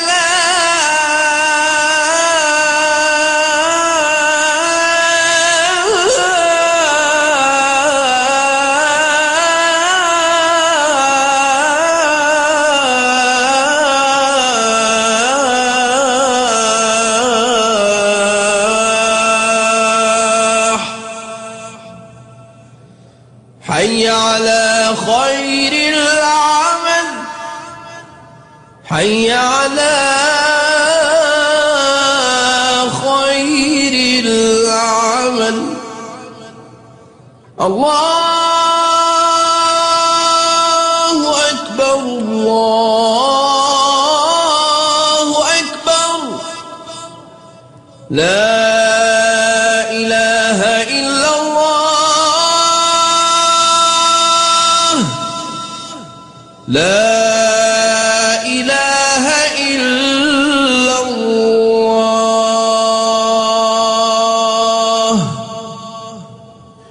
اللهم اغفر للمؤمنين والمؤمنات والمسلمين والمسلمات الأحياء منهم والأموات برحمتك يا أرحم الراحمين. الفاتحة مع الصلوات.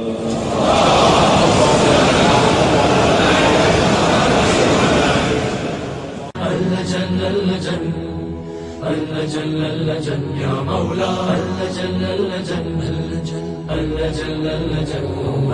اللجن اللجن اللجن يا صاحب السماء اللجن اللجن